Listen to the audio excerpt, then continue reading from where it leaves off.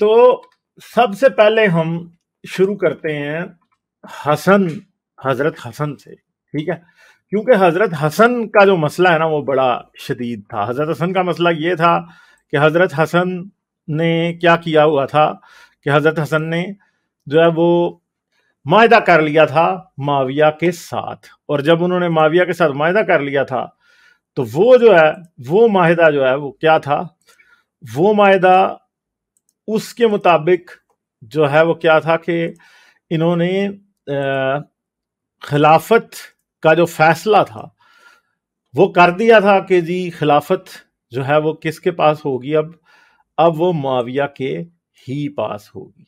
تو اب اس طرح کے مسئلے جب ہو جائیں تو پھر جو ہے وہ چیزیں سنبھلنے میں نہیں آتی، ٹھیک ہے۔ تو یہ غالب اس پرابلم کو تھی۔ تھوڑا سا میں اردو والوں کو بتا دوں کہ اس کو صلح حسن کہتے ہیں، اور ہاں جو صلح حسن، خلافت چھوڑنے کا فیصلہ تھا اسے میں اگر بتاؤں تو انگریزی کا لفظ ہے ایک ایبڈیکیٹ، ہاں کہ خود کو ہی اس چیز سے علیحدہ کر لینا ہے۔ مطلب کئی بادشاہ آپ دیکھیں گے، کئی ملکائیں آپ نے دیکھی ہوں گی جنہوں نے اپنے آپ کو حکمرانی سے کچھ وقت کے لیے یا اس ٹینیور کے لیے وہ اپنے آپ کو دستبردار کر لیتے ہیں۔ اس کا یہ مطلب نہیں ہوتا کہ وہ اس کو چھوڑ رہے ہیں، وہ کہتے ہیں کہ جی ہم اس سے دستبرداری کا اعلان کرتے ہیں کیونکہ اس کے حالات کچھ اس طرح کے ہیں، جیسا کہ مطلب کچھ سال پہلے کنگ فلپ جو تھا ملکہ برطانیہ کا جو پرنس فلپ جو تھا ملکہ برطانیہ کا جو ہسبینڈ تھا، اس کی عمر کافی زیادہ ہو گئی تھی، تو اس نے کہا تھا کہ جی میں اپنے آپ کو جو شاہی ڈیوٹیز ہیں نا اس سے ایبڈیکیٹ کر رہا ہوں۔ اس کا یہ مطلب نہیں تھا کہ جی اب وہ جو ملکہ برطانیہ کا وہ شوہر نہیں رہا، یا یہ نہیں رہا، یا وہ نہیں رہا، یا شاہی خاندان کا فرد نہیں رہا۔ اس نے کہا کہ میں اپنی خدمات سے دستبردار ہو رہا ہوں، ابھی ڈیوٹیز کسی اور کو امانتاً سونپی جاتی ہیں جب تک کہ another person is not has taken up my place، یا جب تک میرا انتقال نہیں ہو جاتا یا جو بھی نہیں ہو جاتا اس وقت تک یہ جو فرائض ہیں یہ کوئی اور سر انجام دے گا۔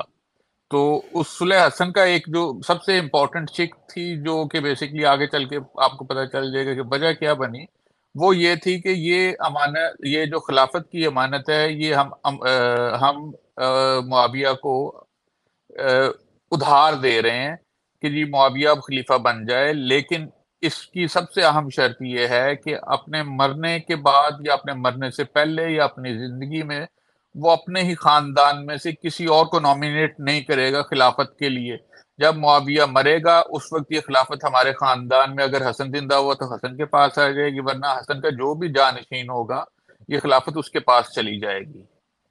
جی تو حضرت علی کے مرنے کے بعد معاویہ نے حسن کو مدینے کے لوگوں نے، کوفے کے لوگوں نے خلیفہ بنا دیا تھا، مگر معاویہ نے جو ہے اس خلافت کو ایکسیپٹ نہیں کیا، بلکہ معاویہ نے کیا کیا، معاویہ نے ایک فوج بھیج دی، اور معاویہ خود بھی پیچھے پیچھے جو ہے کیا ہے وہ آنے کے لیے جو ہے وہ کیا تھا، وہ تیار تھا کہ وہ بھی جو ہے نا وہ آئے گا، ٹھیک ہے۔ مگر مسئلہ یہ ہے کہ اب پرابلم یہ بن رہا تھا کہ اس چیز کو کیسے ہم ٹیکل کریں گے۔ تو اب معاویہ جو ہے وہ بڑے سارے لوگ لے کے جو ہے وہ کیا کر رہا ہے، وہ آنے کے چکر میں پڑ گیا، اور وہ آ رہا ہے، اور وہ کیا کرے گا، وہ آ کے حسن کا سامنا کرے گا، ٹھیک ہے۔ تو عبید اللہ ابن عباس اور مسکن کو پھر جو ہے نا، اب عبید اللہ اور عباس کو حسن نے بھیجا کہ تم جاؤ جا کے اس کو روکو۔ اب مسئلہ کیا ہوا جی کہ وہ عبید اللہ جا کے حسن کے ساتھ، وہ معاویہ کے ساتھ مل گیا، ٹھیک ہے۔ تو اب یہ جو پرابلم تھا، اس کی وجہ سے حسن کے لیے شروع میں چیلنجز بڑے شدید قسم کے پیدا ہو گئے تھے، اور کوئی بھی بات ماننے کو حسن کے پاس اتنی پاور نہیں تھی کہ وہ جو ہے وہ کیا کر سکیں کہ وہ معاویہ کا مقابلہ کر سکیں۔ اچھا جی، اب پھر حسن نے بھی ایک آرمی بنائی، اور حسن نے جو آرمی بنائی اس کو لے کے جب حسن نے معاویہ کا سامنا کرنے کے لیے پہنچے تو وہاں پہ کیا ہوا کہ حضرت کہتے ہیں کہ جی حضرت حسن کے ہی کیمپ کے اندر معاویہ کے جاسوس تھے، اور معاویہ کے جو جاسوس تھے انہوں نے کیا کیا جی، انہوں نے لوگ خرید لی، ٹھیک ہے۔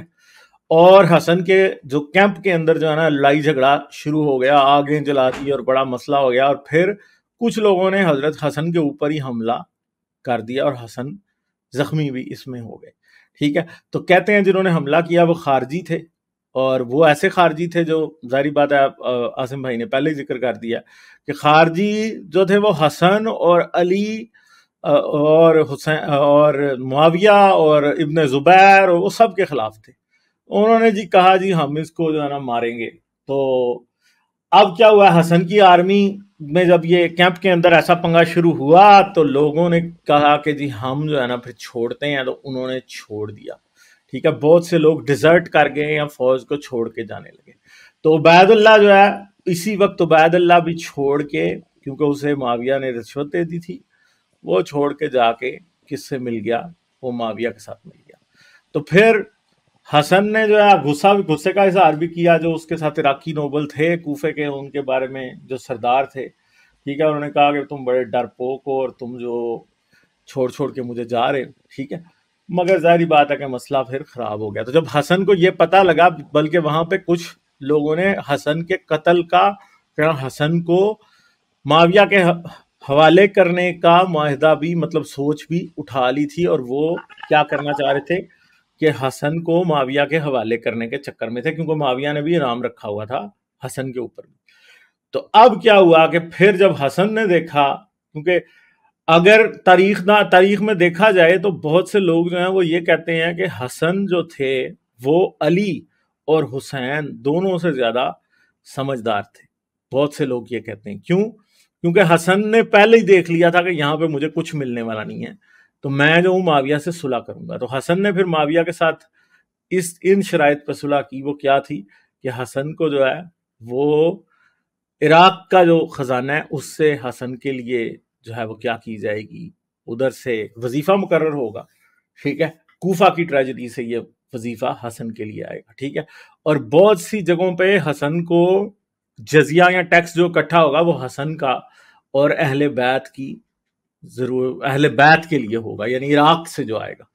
ٹھیک ہے, پھر سکسیشن ایگریمنٹ یہ ہوا کہ جب معاویہ مرے گا تو وہ جو ہے وہ یہ نہیں کہے گا کہ وہ اپنے خاندان میں سے کسی کو خلیفہ نامینیٹ کر کے نہیں جائے گا, بلکہ خلافت کو کھلا چھوڑ دیا جائے گا, اور اس کے بعد خلافت کا امیدوار حسن ہوگا. ٹھیک ہے, تو اور شورا کونسل کے بارے میں کہا گیا کہ شورا کونسل بنائی جائے گی, اور یہ کافی ساری باتیں اس بارے میں ملتی ہیں. ٹھیک ہے, وہ ہیں.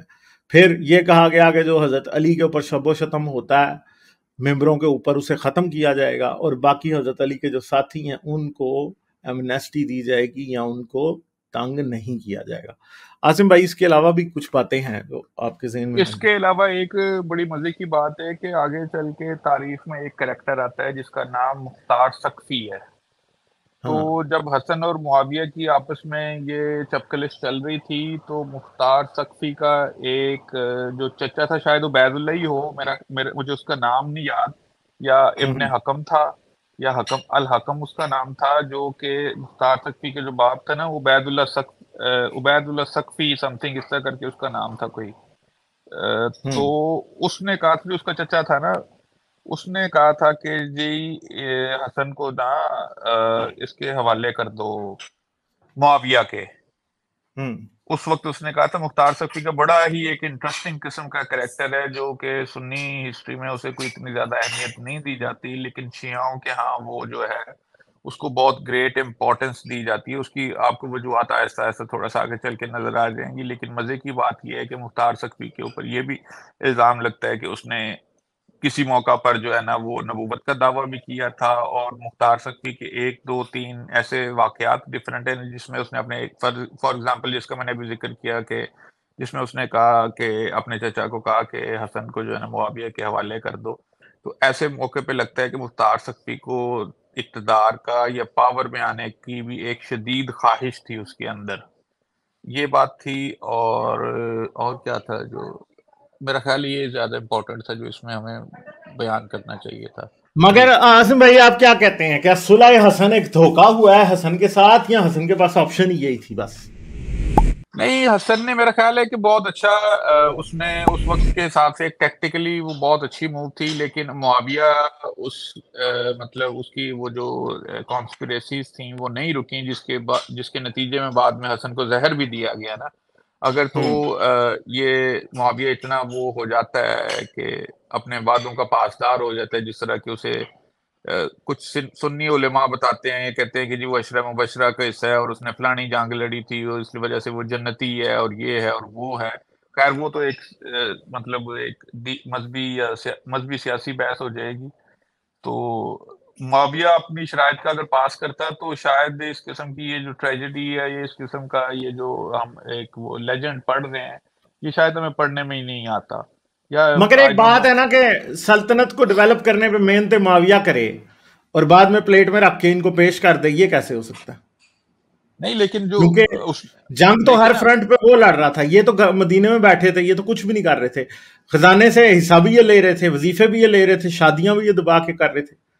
تو لیکن ایک وہ بات ہے تو یہ ہے نا کہ اس میں اگر دوسری سائڈ دیکھیں تو علی کے دور میں بھی تو پھر ہوئی ہے نا وہ، یا اس سے پہلے جتنی بھی وہ اضافہ ہوا ہے وہ معاویہ نے تو نہیں کیا. تو مگر تھے تو وہ سارے کے سارے آل امیہ ہی بنو صحیح نا. امیہ کے تھے نا. خالد بن ولید کو آپ دیکھ لیں، آپ باقیوں کو جن کو بھی دیکھ لیں، جن جن نے ایکسپینشن کی ہے، جو گورنر رہے ہیں آگے پیچھے، جو افیکٹو گورنر تھے، وہ تو سارے آل امیہ سے ہی تھے، اور انہوں نے ہی مطلب ایکسپینشن جو اسلامک اسٹیٹ کی ہے وہ تو وہی کر رہے تھے خلفائے راشدین کے وقت میں. اس کا مسئلہ جو ہے وہ اسی وجہ سے تو شیعہ پہلے تینوں کو مانتے ہی نہیں ہے کہ جی وہ خلافت کا حق ہی امام علی کا تھا. یہ تو ان سے جو ہے نا وہ دھوکے سے لی گئی ہے. امام علی کو ان کا جو حق ہے وہ ایٹ لیسٹ تیسری خلافت کے بعد جا کے ملا ہے، اور وہ بھی ٹھیک طرح سے نہیں ملا. تو حق تو خلافت کا اوپر ہے ہی، جو ہے وہ آل رسول کا ہے نا. تو اس کی طرف سے تو یہ آرگومنٹ ہے کہ جی ٹھیک ہے انہوں نے جو بھی کیا، ہم نے تو نہیں کہا تھا کہ یہ کریں، انہوں نے تو ہماری حق چھین کے جو بھی یہ کرتے رہے ہیں، ہمیں ہمارا حق چاہیے. اس میں وہ یہ بات نہیں ہے کہ جی یہ جو ہے اس کی شورا یہ وہ فلانا ٹمکانا. اس میں وہ کہتے ہیں کہ جی یہ تو آل محمد ہے جس کے اوپر اور دوسری بڑی مزے کی بات آپ دیکھیں کہ اس میں آپ کو شاید زیادہ اس میں بہتر پتا ہوگا، جو ایسٹرن کرسچنز ہیں وہ محمد کو نبی ہی نہیں مانتے شاید. وہ اس وجہ سے کہ وہ کہتے ہیں کہ جی آپ تو کہتے ہیں کہ محمد جو ہے اسماعیل کا ہے، تو اسماعیل جو تھا وہ تو آؤٹ آف ویڈ لاک تھا، وہ تو شادی کے نتیجے میں پیدا نہیں ہوا تھا. اور پیغمبری جو ہے وہ صرف اس شخص کو ملتی ہے جو کہ ایک شادی ایک لیجیٹیمیٹ جو ہے ریلیشن جو کہ جس کو شریعت مانے، اس کے نتیجے میں پیدا ہونے والے بچے کو ہی ملتی ہے، تاکہ اس میں کوئی نقص نہیں ہونا چاہیے. اس پوری لڑی کے اندر، اس کی رسول کی لڑی کے اندر، I don't know may be آپ کو اس سے زیادہ میرے خیال میں پتا ہوگا کہ محمد کے اوپر سب سے بڑا اعتراض یہ لگایا جاتا ہے کہ جی اسماعیل جو تھا وہ تو ایک آؤٹ آف ویڈ لاک تھا. لیکن اسی وجہ سے پھر یہ کہتے ہیں کہ جی اب پتہ نہیں بات میں نے کیوں بیان کرنی شروع کی تو میرے ذہن میں نکل گیا پھر سے. خیر آل محمد کا جو ہے وہ تو میں بات یہ کہہ رہا تھا کہ شیعہ جو ہیں وہ اپنی نمازوں میں ان کی اکثریت جو ہے وہ درود ابراہیمی نہیں پڑھتی. ادھر کوئی شخص یہ بھی کہہ رہا ہے جی خالد بن ولید اور اسد بن سعد بن وقاص جو ہیں وہ آل امیہ نہیں تھے. بھائی مسئلہ یہ نہیں ہے، مسئلہ یہ ہے کہ حضرت علی نے یا حسن نے یا حسین نے کون سی جنگ کمانڈ کی تھی، اور کون سا دمشق اور مصر اور فارس اور بغداد انہوں نے فتح کیا تھا. کوئی شہر بھی انہوں نے فتح نہیں کیا بھائی، یمن تک انہوں نے فتح نہیں کیا. ٹھیک ہے، تو چھوڑ دے باتیں. حضرت علی کا آخری جنگ تبوک لڑی تھی، اور حسن اور حسین نے تو کوئی جنگ لڑی ہی نہیں ہے ٹوٹل. ٹھیک ہے، تو پھر حسن نے کیا کیا؟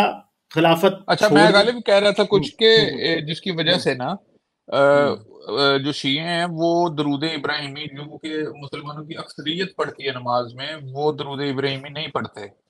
اس کی وجہ یہ ہے کہ اس میں آل ابراہیم پر درود بھیجا جاتا ہے نا، درود و سلام پڑھا جاتا ہے، محمد وعلی آل محمد کما صلیت علی ابراہیم وعلی آل ابراہیم. کیونکہ ابراہیم کی آل کے اندر پھر یہودی بھی آ جاتے ہیں، پھر اس میں کرسچنز بھی کسی طریقے سے آ جاتے ہیں، اور پھر اس میں بنو امیہ بھی آ جاتی ہے، کیونکہ ہے تو وہ اسماعیل اور پھر ان دا اینڈ ابراہیم کی نسل ہی نا. تو اس وجہ سے شیعہ جو ہے نا، جب آپ ان کے پاس کسی مجلس میں بیٹھے ہوں یا ذاکروں کے پاس بیٹھے ہوں، یا ان کا کوئی اور بھی موقع ہو، یا مسجدوں میں ان کی جو نمازیں پڑھی جاتی ہیں، اس میں جو درود ہے وہ ڈیفرنٹ ہے. وہ اس میں ہوتا ہے اللہم صلی علی محمد وعلی آل محمد، دیٹس اٹ. اس میں ابراہیم کی ہو یا ابراہیم کی آل کے اوپر وہ درود نہیں بھیجتے. تو اس لیے وہ تھوڑا سا ڈیفرنٹ ہے. جو سیہ اور سنی کانسیپٹ ہے کہ آل محمد کیا ہے اور باقی جو صحابی ہیں اس میں فرق ہے. وہ رائلٹی یا اس کو وہ بنیاد بناتے ہیں کہ وہ جو ایک واقعہ ہوا تھا، آپ کو بہتر پتا ہوگا، جس میں کچھ کرسچن کے ساتھ مناظرہ تھا پروفٹ کا، جس میں ہاں انہوں نے کہا تھا کہ آپ اپنے مردوں کو لے کے ہاں، آؤ، مباہلہ اپنے مباہلہ. مباہلے والا جو تھا، جو ہاں قرآن کی آیت بھی ہے کہ تم اپنے گھر کی خواتین کو لے کے آؤ، تم اپنے گھر کی خواتین کو لے کے آؤ، تو اس میں رسول اللہ جو ہیں وہ صرف حضرت علی، حضرت فاطمہ خود اور 2 بچوں کو لے کے گئے تھے. تو جہاں سے یہ پتہ چلتا ہے کہ جی اہل بیت یا آل محمد صرف یہ 5 افراد تھے، جس کی وجہ سے انہیں پنجتن بھی کہا جاتا ہے نا. جی اچھا، تو پھر حضرت حسن نے جو ہے معاہدہ جو حسن نے کیا، جو ٹریٹی آف حسن جو تھی، اس کے تحت خلافت سے اپنا کلیم ودرا کر لیا اور خلیفہ مان لیا معاویہ کو. اور معاویہ حضرت حسن اپنی وفات تک 670 عیسوی تک کیا کیا، مدینہ میں رہے، اور اس کے بعد یہ کوفہ سے مدینہ چلے گئے، کیونکہ حضرت حسن کو یہ بھی سمجھ آ گیا تھا کہ کوفے میں ہی لوگوں نے انہیں مار دینا. حضرت حسن کو صرف یہ سمجھ نہیں آئی تھی کہ جی معاویہ ان کا دشمن ہے، بلکہ حسن نے یہ بات ریئلائز کر لی تھی، اور اس بات پہ حسین کے اوپر بہت بڑی تنقید ہوتی ہے. وہ یہ ہے کہ حسن کو یہ پتا تھا کہ کوفے والے حسن کے دوست نہیں ہیں، اسی لیے حضرت حسن نے چپ کر کے اپنا منجی بسترا سمیٹا اور اٹھ کے وہ مدینے چلے گئے، کیونکہ انہیں یہ پتا تھا کہ میں مدینے میں زیادہ سیف ہوں. مگر حضرت حسین نے وہی غلطی کی جو کہ حسن کو سمجھ آ گئی تھی کہ یہ اب ہم کوفے میں نہیں رہ سکتے، کیونکہ کوفے والے جو تھے انہوں نے تو بھائی حسن کو بیچ دیا تھا. ٹھیک ہے، تو اس وقت بھی اگر مرنے پہ اگر بات مرنے مارنے پہ آ جاتی تو مرنا کس نے تھا؟ حسن نے اور حسین نے مرنا تھا نا. تو حسن نے اس ٹائم آل رسول کو بچا لیا تھا. اصل میں امامت کی لڑی جو ہے وہ آگے چلتی رہی تھی پھر. ٹھیک ہے، تو حضرت حسن ہوئے دوسرے امام، تیسرے ہوئے حضرت حسین، تو چوتھے پھر امام زین العابدین، اور پھر آگے سلسلہ جو ہے وہ چلتا رہا. ٹھیک ہے، تو حسن کا وزڈم جو ہے وہ کہتے ہیں کہ زیادہ ہی تھا اصل میں. ٹھیک ہے، تو پھر کیا ہوا جی، یہ رجب 15 جو ہے نا 680 عیسوی میں کیا ہوا ہے کہ جی معاویہ کی ڈیتھ ہوئی. اب جب معاویہ کی ڈیتھ ہوئی تو پھر کیا ہوا جی، اس کے بعد معاویہ نے یزید کو نامینیٹ پہلے ہی کر دیا تھا، اور پورے کا پورا پروپیگنڈا ہو رہا تھا. مدینے میں لوگوں سے بیعت لی جا رہی تھی، کوفے میں لوگوں سے بیعت لی جا رہی تھی، ٹھیک ہے، مکے میں لوگوں سے بیعت لی جا رہی تھی، ہر جگہ پہ بیعت. معاویہ کی زندگی میں ہی بہت سے لوگ ایسے تھے جو کہ لے رہے تھے جا کے معاویہ کے یزید کے لیے بیعت معاویہ. ٹھیک ہے، تو جو صلح حسن والا معاہدہ تھا یا جو کانٹریکٹ تھا اس کے ساتھ، وہ وائلیٹ ہو گیا. مگر ایک طرف معاویہ اور یزید کے پاس بھی یہ بات تھی کہ بھائی ہمارا تو معاہدہ جو تھا وہ حسن کے ساتھ تھا، حسین کے ساتھ تو نہیں تھا. ٹھیک ہے، تو وہ معاہدہ پھر وائلیٹ ہو گیا اور یزید کو جو ہے وہ حکمران بنا دیا گیا. اور اب یہاں سے کربلا کے واقعات جو ہیں وہ اصل میں شروع ہوتے ہیں. عاصم بھائی. جی جی ہیلو.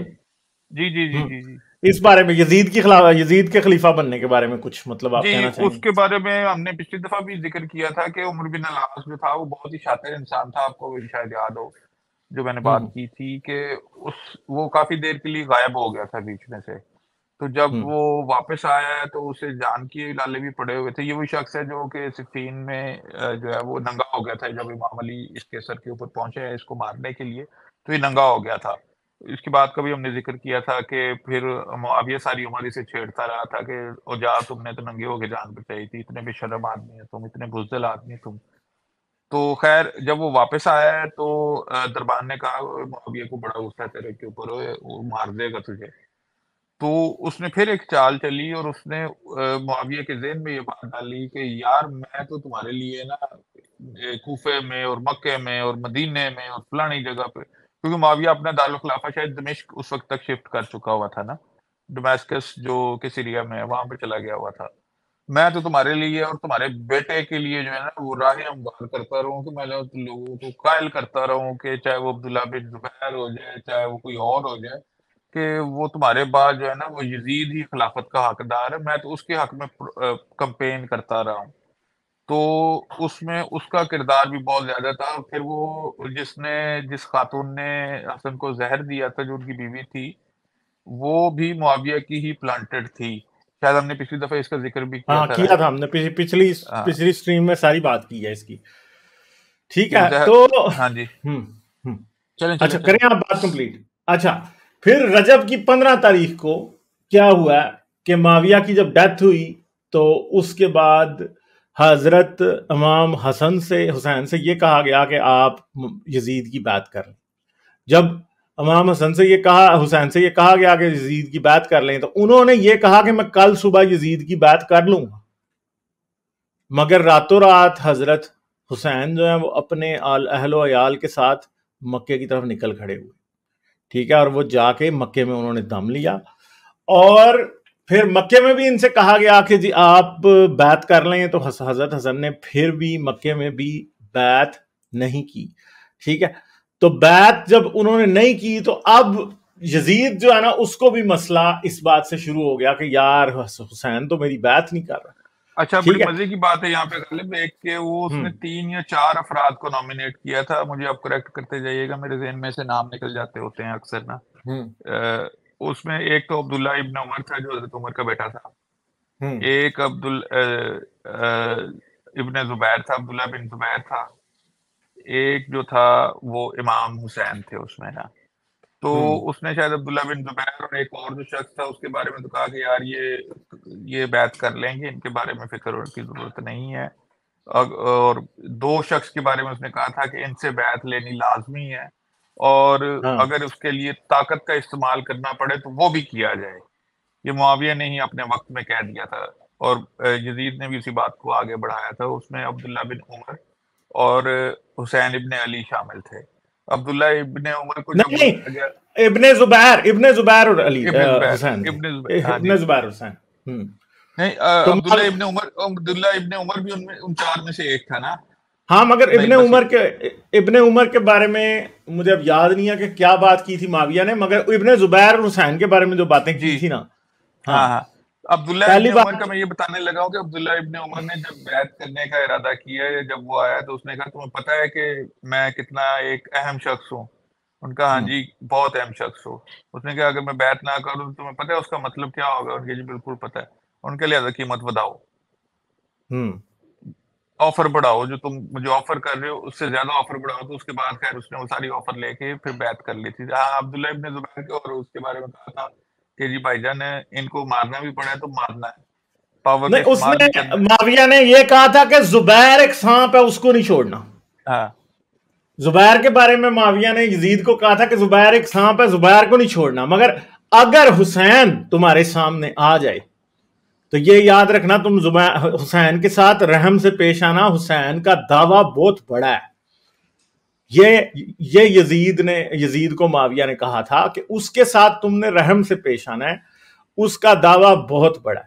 ٹھیک ہے, تو اس کو تم نے نہیں مارنا. یعنی معاویہ نے یزید سے یہ بات کہی تھی. مگر اور یزید کے بارے میں سنی سورسز تو یہ کہتی ہیں کہ بالکل بھی وہ حضرت حسین کو مارنا نہیں چاہتا تھا, اہل بیت کو.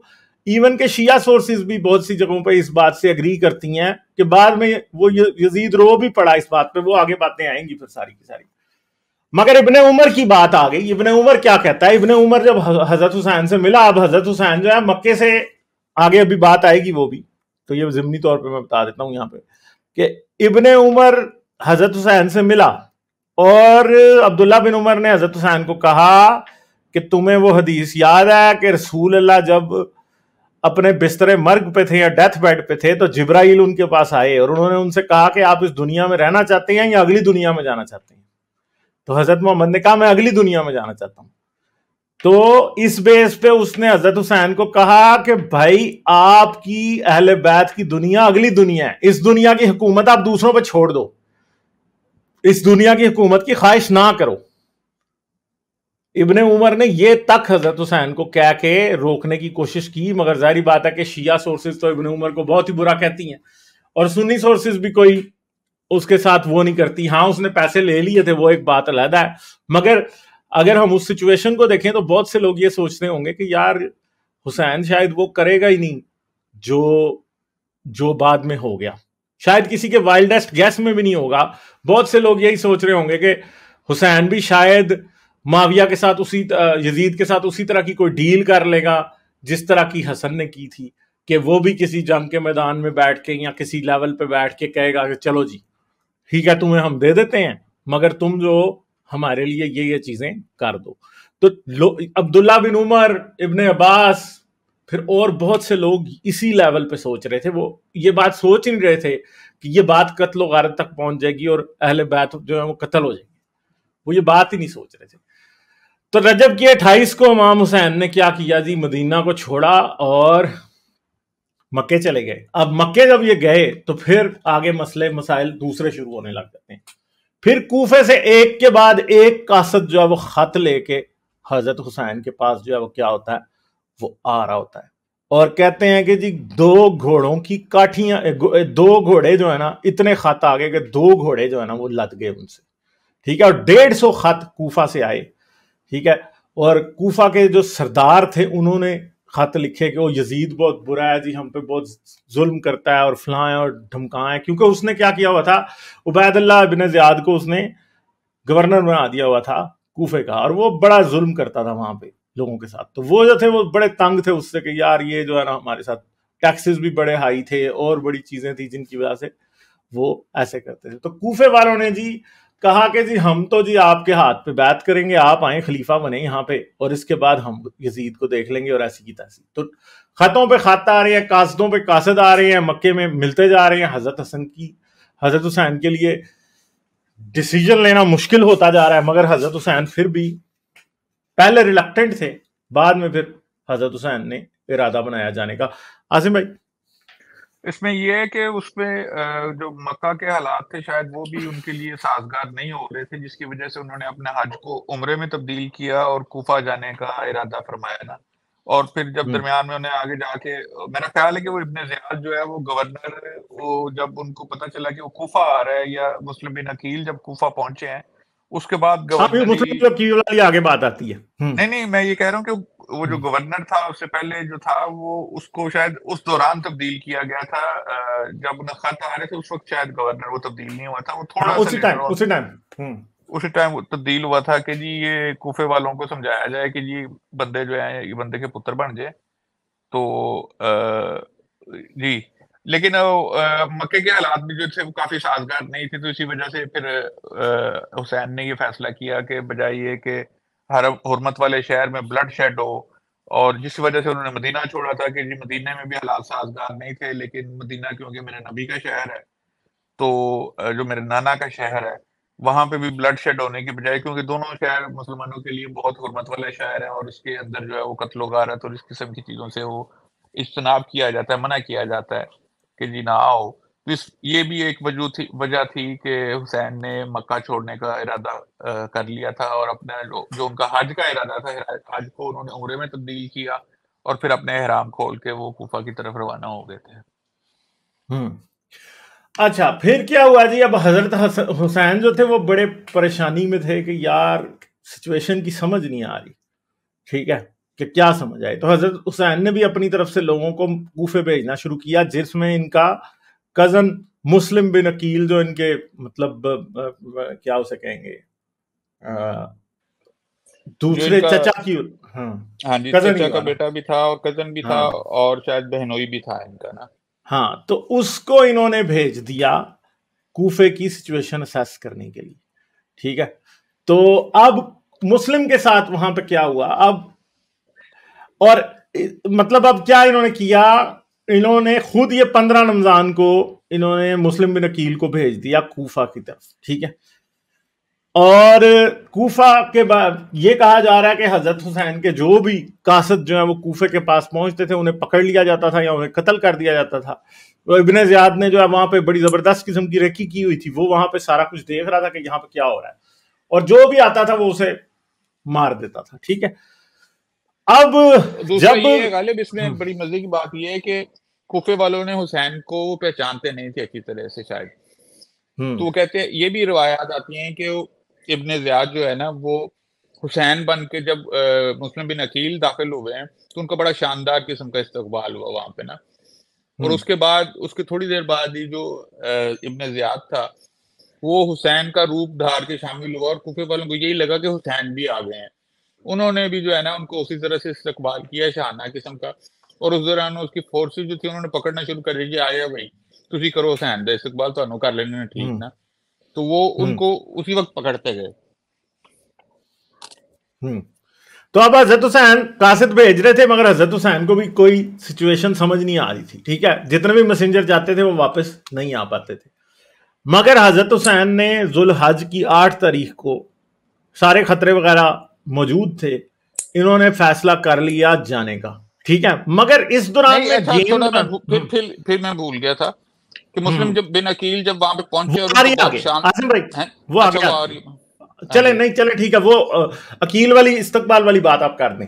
ہاں جی کہ عقیل کا بہت جب شاندار استقبال ہوا تھا تو اس کے بعد مسلم بن عقیل نے خط لکھ دیا اور قاصد وہاں سے روانہ ہو گیا۔ اس وقت تک جو ابن زیاد تھا اس نے انہیں قید وغیرہ نہیں کیا ہوا تھا، لیکن ایک ہی دن میں وہاں پہ جو ہے نا خط لکھنے کے بعد قاصد کے روانہ ہونے کے بعد معاملہ ٹوٹلی الٹ ہو گیا۔ ابن زیاد داخل ہو گیا، اس نے سب کو پکڑ لیا، اور حسین کو اس بات کا علم نہیں تھا۔ حسین کو تو قاصد کا خط وہی ملا جس میں یہ کہا تھا کہ جی آپ آ جائیں کیونکہ یہاں پہ حالات بڑے سازگار ہیں اور آپ کے باپ کے چاہنے والے یہاں پہ بے شمار موجود ہیں نا جی۔ اچھا تو پھر محرم میں کیا ہوا، امام حسین جو ہیں وہ اپنی فیملی کے ساتھ کوفے کی طرف جا رہے تھے، ٹھیک ہے، مگر اتنے میں پیچھے کوفہ میں مسلم بن عقیل کے ساتھ گیم جو ہے وہ ڈل چکی تھی۔ وہ کیا تھی کہ ابن معاویہ نے اصل میں یزید نے نا ایک 12,000 کی فوج تیار کی، 4,000 کی فوج تیار کی ہوئی تھی، ٹھیک ہے، تو وہ جو 4,000 کی فوج تھی نا وہ اس نے تیار کی تھی کانسٹینٹینوپل والے ترکوں سے لڑنے کے لیے، کیونکہ وہ کرسچن تھے، کیونکہ معاویہ جب مرا تھا نا تو وہ یزید کو کہہ کے گیا تھا کہ تیری لڑائی اصل میں جو ہے وہ بازنطینی سلطنت کے ساتھ ہے، کیونکہ معاویہ خود ان سے ہار کے مرا تھا نا، وہ چاہتا تھا کہ اس کا بیٹا ان سے بدلہ لے، تو اس نے ایک 4,000 کی فوج تیار کی ہوئی تھی دمشق میں، اور باقی وہ اپنے باقی علاقوں سے اور فوج اکٹھی کر رہا تھا، کیونکہ اس نے سوچا یہ تھا کہ وہ کانسٹینٹینوپل کی طرف جائے گا، مگر جب اسے یہ پتا چلا نا کہ یہاں پہ یہ سارا کچھ اوپر چڑھنے لگا ہے تو اس نے وہ 4,000 ادھر کو بھیج دیے، مگر مسلم بن عقیل نے جب ادھر لوگوں سے بیعت لینا شروع کی تو پہلے دن 12,000 بندے اکٹھے ہو گئے بیعت لینے کے لیے، مگر جیسے ہی ان کو پتا لگا نا کہ وہ یزید تو فوجیں بھیج رہا ہے تو ان 12,000 میں سے صرف 4,000 رہ گئے۔ اچھا اب جب 4,000 رہ گئے نا تو اس کے بعد جب اور تماشا ہوا تو آخر پہ جب مسلم بن عقیل نے جب واقعی میں بیعت لینی اور لشکر بنانا شروع کیا تو صرف 10 بندے کوفے سے آئے مسلم کے پاس۔ اسی وجہ سے کوفے والوں کی جو وفا ہے نا اس کے بارے میں مقولے بھی بڑے مشہور ہیں کہ کوفے والوں کی باتوں پہ کبھی بھی اعتبار نہ کرنا، یہ بہت بے وفا لوگ ہوتے ہیں۔ اور ایک اور مزے کی بات یہ ہے کہ چیک کریں کہ جس بیٹے کی جس اولاد کے لیے یہ معاویہ سارے پاپڑ بیل رہا تھا، جس کو خلافت بنانے کے لیے بیل رہا تھا، وہ بیٹا اس دن شکار پہ گیا ہوا ہے جس دن معاویہ کا انتقال ہوا ہے، اور وہ اتنی دور تھا کہ وہ اپنے باپ کے جنازے میں شریک نہیں ہو پایا تھا۔ یہ یزید کے بارے میں یہ باتیں بالکل دونوں سورسز سے ملتی ہیں کہ وہ جو ہے جناب اپنے باپ، وہ اسے کتوں کے ساتھ شکار پہ جانے کا بڑا شوق تھا، ہاؤنڈ جو ہوتے ہیں نا وہ جو ہوتے ہیں کہ شکاری کتے جسے ہم پنجابی اردو میں کہتے ہیں نا، ان کو لے کے وہ شکار پہ جایا کرتا تھا، اور اس دن وہ شکار کے لیے اس ایکسپیڈیشن پہ نکلا ہوا تھا کتوں کے ساتھ شکار کے لیے، اور جب معاویہ مرا ہے تو وہ اس کے جنازے میں شامل نہیں ہوا تھا۔ ہاں جی اچھا تو پھر اب کیا ہوا کہ آخر پہ جب 10 بندے رہ گئے نا تو مسلم کے لیے اپنی جان کوفے میں بچانا مشکل ہو گیا، کیونکہ ابن زیاد کے لوگ اس کے پیچھے لگے ہوئے تھے، اور وہ جا کے ایک بڑھیا کے گھر میں چھپ گیا، وہاں سے انہوں نے اسے نکالا، اس کو ٹارچر کیا، ٹارچر کرنے کے بعد اس کو قتل کر دیا، ٹھیک ہے، اور مسلم کی لاش انہوں نے لٹکا دی ابن زیاد نے، مگر مسلم نے ایک قاصد جو ہے اس سے پہلے روانہ کر دیا تھا، ٹھیک ہے، تو مگر اتنی دیر میں حضرت حسین بھی وہاں سے نکل چکے تھے، صحیح ہے۔ اب حضرت حسین کو بڑے لوگوں نے یہ کہا تھا کہ بھائی آپ جو ہے نا وہ کوفہ نہ جائیں، اور کوفے کے لوگوں کے بارے میں ان کو انہوں نے بہت سے لوگوں نے کہا تھا، ان میں سب سے سر فہرست عبداللہ ابن عباس جو کہ ان کے چچا لگتے تھے، ٹھیک ہے، وہ تھے، صحیح ہے، اور جابر بن عبداللہ جید صحابی، سعید الخدری وہ بھی جید صحابی، یہ تینوں کے تینوں جو ہے نا وہ یہ کہہ رہے تھے۔ اس کے علاوہ ابن عمر کا میں نے آپ کو پہلے بتا دیا کہ ابن عمر نے بھی کہہ دیا تھا کہ آپ نہ جائیں کوفے کی طرف. ٹھیک ہے, اچھا مگر اس میں سب سے امپورٹنٹ میرے نزدیک جو بندہ تھا جو کہ حسین کا چھوٹا بھائی تھا, محمد بن حنیفہ, ہاں وہ شخص ایک اس نے بھی کہا تھا بہت امپورٹنٹ شخص رہا ہے ان کی ہسٹری میں, کیونکہ جتنی بھی آل رسول بچی ہے اس کو بچانے میں, پھر بدلے لینے میں اور آگے بڑھنے میں, امامت کو آگے بڑھانے میں اس کا بہت بڑا ایک کردار ہے.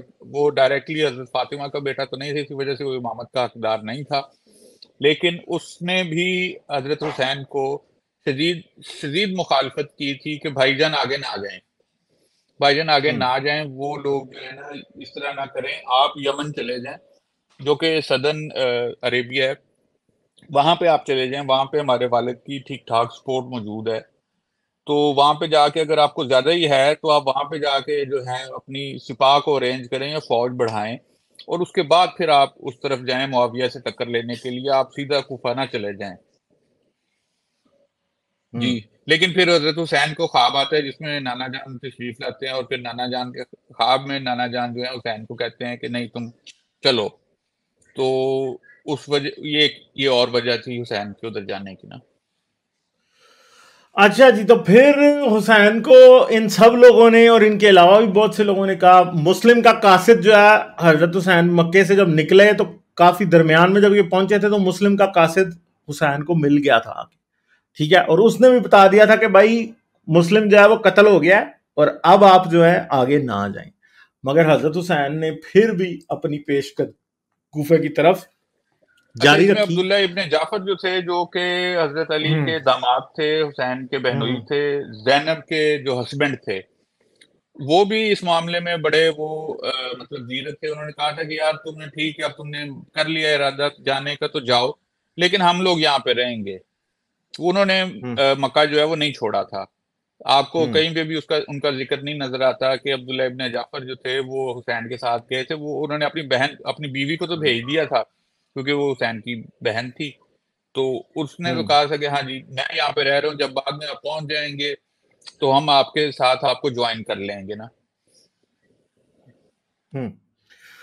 تو پھر یہ جانا چاہتے تھے کوفہ, اور وہ ابھی عاصم بھائی آپ کو دوسری روایت بھی بتائیں گے کہ یہ کربلا کیوں گئے, ٹھیک ہے, مگر کہتے ہیں کہ جی ان کو فورس کیا گیا کہ یہ کربلا کی طرف جائیں, اور 3 محرم کو آ کے انہوں نے کربلا میں خیمے حضرت نہیں, حسین اور میرا اہل خیال ہے بیت نے, اور جس کو جو کہ کافی زیادہ قابل یقین بات ہے وہ یہ ہے کہ حسین نے بھی ارادہ ترک کر لیا تھا کہ یہ لڑائی نہیں کرنی, اور ان کے ساتھ جو تھے کچھ ہزاروں افراد تھے جو کہ شیعہ سورسز کہتی ہیں 72 لوگ تھے. یہ بات بھی کچھ درست نہیں ہے, ان کی کتابوں میں کچھ اور ہی بیان ہے.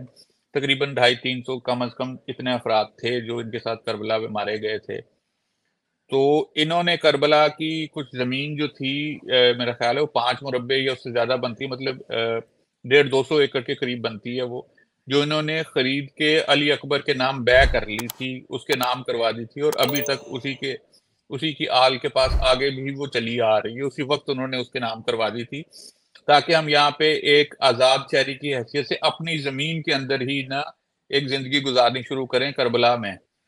ان کو جو ہے وہ اگر آپ دیکھیں تو کوفہ جو ہے وہ نارتھ کی طرف اور کربلا تھوڑا سا ویسٹ کی طرف ہو جاتے, تو انہوں نے اپنا راستہ تبدیل کر کے کربلا کی طرف چلے گئے, جس کی وجہ یہی تھی کہ انہوں نے وہاں پہ زمین خریدی تھی.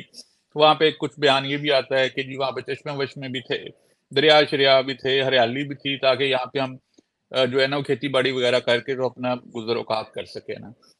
جی تو اب یہ چلے گئے وہاں پہ, اور یہ کربلا میں انہوں نے جو ہے وہ پڑاؤ ڈال لیا, ٹھیک ہے. اب انہوں نے کربلا میں پڑاؤ ڈالا ہے, تو آگے تھا عبید اللہ ابن زیاد. ابن زیاد جو تھا نا اس ٹائم 28 سال کا تھا صرف, اور بہت ہی کہتے ہیں کہ سخت مزاج اور لڑاکا جھگڑالو, قتل و غارت, ظلم پسند آدمی جو ہے شیعہ سورسز اور سنی سورسز دونوں کہتی ہیں. تو عبید اللہ ابن زیاد جو ہے نا اس نے پہلے عمر ابن سعد کو جو ہے نا بنایا ہوا تھا کمانڈر, مگر عمر ابن سعد جو تھا نا وہ حسین کے ساتھ لینینسی سے پیش آ رہا تھا, وہ حسین کے ساتھ سختی سے پیش نہیں آ رہا تھا, جس پہ اس کو نا بڑا غصہ تھا. تو اس نے پھر شمر کو بھیجا تھا اصل میں. تو 3 محرم کو جب انہوں نے کربلا میں خیمے لگائے, تو 3 محرم کو ہی عمر بن سعد جو ہے وہ 4000 لوگوں کے ساتھ جو فوج بازنطانی سلطنت کے لیے بنی تھی وہ لے کے یہاں پہنچ گیا. اچھا ٹھیک ہے. غالب، اس میں ایک اور بڑی مزے کی بات ہے کہ شمر کو ہمارے یہاں پنجاب میں، پاکستان میں عموماً بہت بڑی گالی سمجھا جاتا ہے. ماں بہن سے بھی اگر بڑی گالی دینی ہو تو اسے شمر کہا جاتا ہے. لیکن سب سے مزے کی بات یہ ہے کہ شمر جو تھا وہ حضرت علی کا سالہ لگتا تھا ایک حساب سے. وہ جو ان اچھا، کی ایک بیوی تھی جسے ام البنین کہا جاتا ہے نا، یہ جو مجھے نہیں بیٹوں پتا تھا. بیٹوں والی ہے، یہ مجھے نہیں بات پتا تھی. جو بیٹوں کی یہاں ماں سنی جسے ہوئی کہا مجھے جاتا یاد ہے، نہیں رہی. ہاں. جسے بیٹوں کی ماں کہا جاتا ہے ام البنین. ان میں سے عباس، ان کا عباس غازی جسے کہا جاتا ہے، وہ بھی ایک بڑا نامور ان کا بیٹا جو حسین کا کمانڈر ان چیف تھا کربلا کی فوجوں کا، یا عباس غازی جسے کہا جاتا ہے، یا عباس قلمدار کہا جاتا ہے. اس کے بارے میں خیر ڈفرینٹ روایات آگے آتی ہیں. تو ام البنین جو تھی وہ اس کے آگے 4 یا 5 کم از کم بیٹے تھے نا. کچھ روایات کے مطابق اس کے 9 بیٹے بھی تھے جو کربلا کی جنگ میں حسین کے ساتھ لڑے تھے. تو شمر جو تھا وہ اس کا ماموزاد یا کچھ اس قسم کا بھائی لگتا تھا، جو کہ حضرت علی کا سالہ لگتا تھا، جس کی وجہ سے شمر نے بھی تھوڑی سی لینینسی ایٹ لیسٹ اپنے بھانجوں کو اور اپنی بہن کی طرف دکھائی. اس کے بارے میں یہ بھی کہا جاتا ہے کہ شمر ہی وہ تھا جس نے ام البنین کو پھر وہ کھانا شانا دیا، اور جب شام غریباں ہوئی تو اسی کے ہاتھ اس نے پھر وہ سیدانیوں کے لیے جو کھانا وانا اور یہ چیزیں جو بھیجی ہیں، ام البنین کے تھرو ہی بھیجی، کیونکہ وہ اس کی بہن لگتی تھی نا. تو شمر ان اوے حسین کا ماما بھی لگتا تھا. تو اب پھر وہ جو عمر بن سعد جو تھا وہ حضرت حسین سے ابھی بھی کہہ رہا تھا کہ جی آپ جو ہے نا وہ کیا کریں، آپ بیعت کر لیں. ٹھیک ہے. مگر حضرت حسین جو تھے نا وہ اس پوائنٹ پہ بھی ریفیوز کر رہے تھے کہ بھائی میں نے نہیں کر. ٹھیک ہے. تو عبید اللہ جو تھا نا وہ اصل میں حضرت حسین کے ساتھ اس کی کوئی دشمنی تھی. وہ جو ہے نا وہ چاہتا تھا کہ بس حضرت حسین کو کاٹ کوٹ ڈالا جائے. ٹھیک ہے. تو بنو اسد جو ہے وہ ہر جو تھا، ہر مکے میں تھا، اور وہ بھی، اور کیا اسے کہتے ہیں، بنو اسد ایک بڑا اچھا قبیلہ تھا جو کہ کربلا کے قریب ہی تھا، اور یہ چاہتے تھے کہ جی مدد کی جائے. تو جو ہے نا حبیب ابن مظاہر جو حضرت حسین کا ساتھی تھا اس نے ان کو مدد کے لیے کہا، مگر یہ بھی یزید سے ڈر گئے اور انہوں نے کہا بھائی ہم جو ہے نا نہیں کر سکتے آپ کی مدد. ٹھیک ہے. اور بعد میں جب کربلا میں لاشوں کو دفن کرنے والے بھی بعد ازاں یہی تھے، مگر اصل میں یہ جو تھے یہ انہوں نے ساتھ نہیں دیا تھا. تو یہ ایک ڈیسپریٹ ایفرٹ تھی کہ بنو اسد کو کہا جائے کہ جی ہمیں ہیلپ کریں، پانی ہمیں دیں، ہمیں کوئی کھانے پینے کی چیزیں دیں. کیونکہ عبداللہ ابن زیاد نے کیا کیا تھا، پانی جو ہے وہ بند کروا دیا تھا. یہ دریائے فرات جو تھا بالکل سامنے سے نظر آتا تھا، مگر کسی کو بھی پانی ان کو لینے جانے کی اجازت نہیں تھی، چاروں طرف اچھا سے غالب، گھیر اس لیا میں گیا تھا. ڈفرینٹ روایات جو ایون شیعہ کتابوں میں بھی ہیں، محمد پہ غلط بیان کیا جاتا ہے، یا اس کو مصائب کو بڑھانے کے لیے بیان کیا جاتا ہے. غلط شاید کہنا اسے وہ درست نہیں ہے، لیکن اس کو تھوڑا سا ایگزیجریٹ کر کے بیان کیا جاتا ہے کہ پانی تقریباً 7 محرم کو بند ہوا تھا، جو انہوں نے اپنے جانوروں کو بھی پلایا، اور اس کے بعد انہوں نے پھر 8 کو بھی پیا، اور تھوڑا بہت ان کو نمی محرم کو بھی پانی دستیاب تھا. انہیں پانی جو دستیاب نہیں تھا بالکل بھی، وہ 10ویں محرم کو تھا، یوم عاشورہ تھا. اس دوران انہوں نے تھوڑی سی فوٹائل ایفرٹس بھی کی، جو کہ انہوں نے کنویں شویں کھدوانے کی کوشش بھی کی، کہ جو روایات میں آتا ہے کہ حسین نے کنویں شویں کھدوانے کی کوشش کی تاکہ پانی نکلے، لیکن پانی نہیں نکلا. پھر ایک اور شیعہ روایت ہے، اس کے مطابق یہ ہے کہ وہاں سے ایک کنویں سے پانی نکل بھی آیا تھا جو انہوں نے پیا، لیکن پھر حسین نے کہا تھا کہ شاید وہ دریا کا پانی ہمیں نہیں مل رہا، تو ہم خدا کی یہی مرضی ہے تو ہم اس کنویں کا پانی بھی نہیں پئیں گے. اس طرح کر کے بھی کچھ جو ہے نا باتیں آتی ہیں. لیکن یہ کنفرمڈ ہے کہ 7ویں کو اس نے پانی بند کیا تھا، 8ویں اور 9ویں کو بھی ان کو پانی تھوڑا بہت جو تھا وہ دستیاب تھا. پانی جو دستیاب بالکل نہیں تھا وہ 10ویں محرم کو نہیں تھا. اچھا جی، پھر پانی 7 محرم کو رپورٹس کے مطابق پانی بند کیا گیا. فرات جیسے آپ دیکھ رہے ہیں، فرات جو ہے وہ بالکل سامنے تھا، کوئی دور نہیں تھا. تو اس دن عمر بن سعد نے جو ہے وہ کیا کیا تھا، پانی اور ان کی رسد کا سامان کھانے پینے کا بند کر دیا تھا. پھر شمر کو 9 محرم کو شمر جو ہے وہ عبید اللہ نے شمر کو کہا کہ بھائی اب تو جو ہے نا ان کا علاج کر.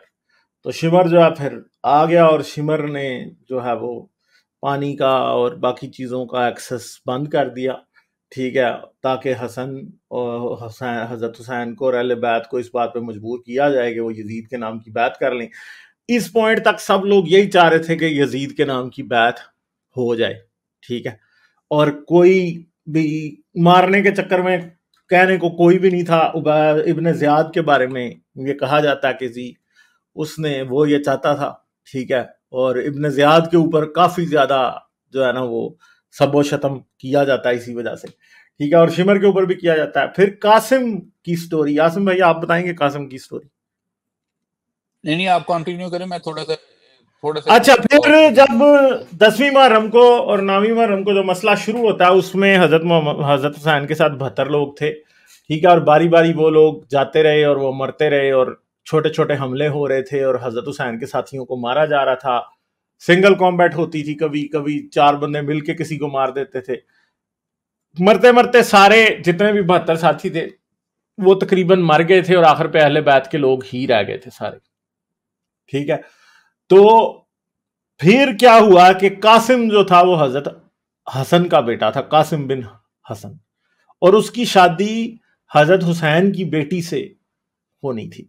تو انہوں نے کیا کیا، اسی کربلا کے میدان میں 10 محرم کو ان دونوں کی شادی کر دی گئی، ٹھیک ہے، اور نکاح پڑھا دیا گیا، شادی کنسومیٹ نہیں کی گئی، ٹھیک ہے. اور قاسم نے حضرت حسین سے آ کے اجازت مانگی کہ جی میں جو ہوں نا جا کے لڑوں گا جی.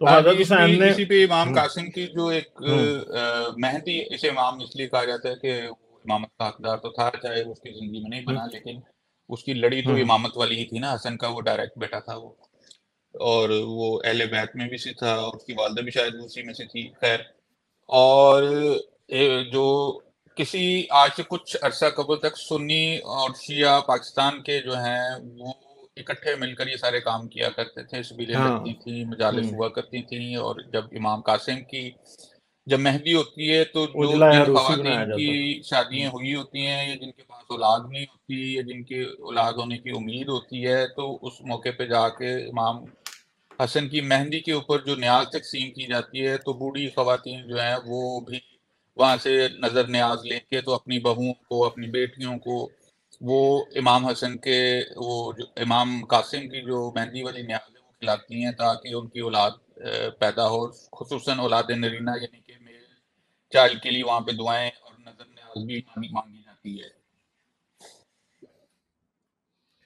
تو پھر قاسم نے جا کے جب ایک حساب کا حملہ تو آپ اس کو نہیں کہہ سکتے، قاسم نکلے جی وہاں سے، اور جب پہنچے تو انہوں نے جی اپنا جو کیا کہتے ہیں دولہے والا گیٹ اپ تھا، سفید رنگ کا ڈریس پہنا ہوا تھا، اور پھر کیا ہوا جی کہ انہوں نے قاسم کو گھیر کے شمر کے فوجیوں نے مار دیا اور قاسم جو ہے اس کی ڈیتھ ہو گئی. اور قاسم کی جو ڈیتھ ہے وہ بھی ایک بڑا ہی کربلا کا لینڈ مارک ایونٹ جو ہے اسے کہا جاتا ہے. اور جو ماتم وغیرہ ہے اس میں پھر قاسم کی اور حسین کی بیٹی کے لیے حجرہ روسی بھی، یا پھر جو جسے آپ کہتے ہیں وہ کیا اسے کہتے ہیں ویڈنگ بیڈ جو ہے وہ بھی تیار کیا جاتا تھا. ابھی بھی شاید شیعہ لوگ کرتے ہوں گے، مگر جیسے عاصم بھائی بتا رہے ہیں پاکستان میں پہلے سنی بھی یہ کاموں میں سب میں شریک ہوتے تھے، اب نہیں ہوتے، ٹھیک ہے. تو یہ سارا کچھ کیا جاتا تھا. اور قاسم جو تھا وہ کہنے کو 15-14 سال کا یا 16 سال کا لڑکا تھا جس کو مار دیا گیا اس طرح سے، ٹھیک ہے. تو یہ چیز حسین نے منع بھی کیا تھا قاسم کو کہ تم نہ جاؤ بیٹا، تم بہت چھوٹے ہو، تم اس طرح سے نہ کرو. ان کی شاید وہ اپنے بھائی کے ساتھ بھی تھی اور پھر ان کو بیٹی بھی دی ہوئی تھی. تو قاسم کی جو سٹوری ہے وہ اس لیجنڈ کی I think it's one of the most horrifying قسم کی سٹوری جو بتائی جاتی ہے، کہ اس کو مار کے اس کے لاشے کے اوپر جو اتنے ٹکڑے کر دیے اور اس کے اوپر گھوڑے دوڑائے گئے تھے کہ اس بیچارے کی لاش جو ہے وہ لاش بھی نہیں ملی تھی. اس کا لاشا جو تھا وہ بہت ہی اس کی بری حالت کر دی گئی تھی.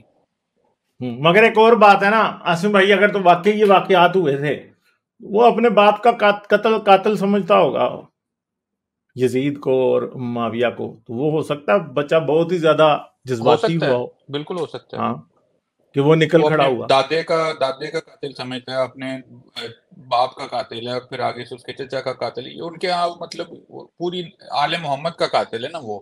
اس کی وجہ یہی تھی کہ میں نے پہلے آل محمد کا وہ جو مباہلہ والا تھا وہ بیان کرنا ضروری کیا، تاکہ وہ جو سننے والے اور دیکھنے والے ہیں وہ اس بات کو سمجھ سکیں کہ جی اس کا بیک گراؤنڈ کیا ہے نا، بیسیکلی مباہلہ کیا تھا، کیوں ہوا، کس وجہ سے ہوا، اور اس میں نبی صرف ان 5 کو لے کے گیا تھا، حسن، حسین، علی، فاطمہ اور خود، جس کی وجہ سے یہ 5 افراد تھے، جس کی وجہ سے پنجتن پاک کی جو ٹرمینالوجی ہے وہ بھی استعمال کی جاتی ہے. تو آل محمد جو سیلف، وہ جسے کہتے ہیں نا کہ پیوریفائڈ، جو کہ گناہ اور ہر قسم کی برائیوں سے پاک ہوتے ہیں، اس کے اوپر بھی قرآن ایک آیت ہے کہ جی پھر اللہ تعالیٰ نے ان کو جو ہے نا ہر قسم کی دنیاوی قسم کی وہ چیزوں سے پاک واک کر دیا ہوا تھا. خیر آگے چلیے.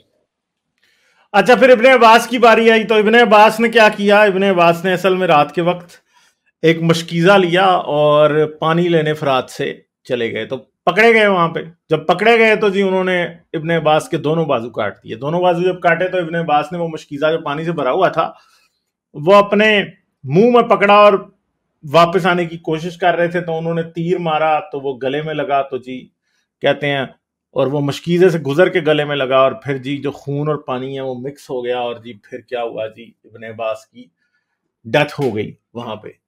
تو عباس ابن علی. تو حضرت عباس کی اس طرح سے ڈیتھ ہوئی. اور حضرت عباس کے بارے میں عاصم بھائی ذرا تھوڑا بتا دیں.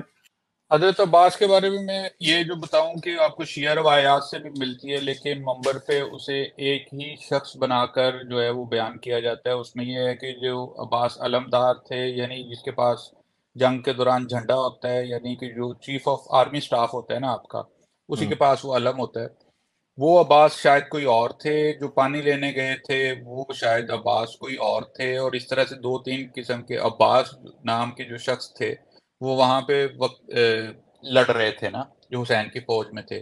لیکن وہ ساری جو سٹوری ہیں یا سارے جو واقعات ہیں وہ ملا کے عباس کا اٹ سیلف ایک ڈفرینٹ کریکٹر آپ کو پیش کیا جاتا ہے کہ جی علمدار بھی تھا، حسین کا یہ بھی تھا، وفادار بھی تھا، غازی عباس اسے کہا جاتا ہے، اور پانی بھی لینے گیا تھا اپنے بھتیجوں کے لیے اور آل رسول کے لیے. تو یہ ایک ڈفرینٹ لیجنڈ کریٹ کیا گیا ہے جو شیعہ ہسٹری میں. ان کا جو مزار ہے وہ بھی کہتے ہیں کہ جی وہ دریا کے اندر ہی ہے. میں نے تو نہیں دیکھا ہوا، لیکن وہ کہتے ہیں کہ جی پانی جو ہے وہ چڑھتا ہے، لیکن ان کا مزار ایک معجزانہ طور کے اوپر جو ہے نا وہ ڈوبتا نہیں ہے پانی میں. مجھے صحیح کریکٹلی یاد نہیں ہے، لیکن ایک لیجنڈ ان سے بھی منسوب ہے.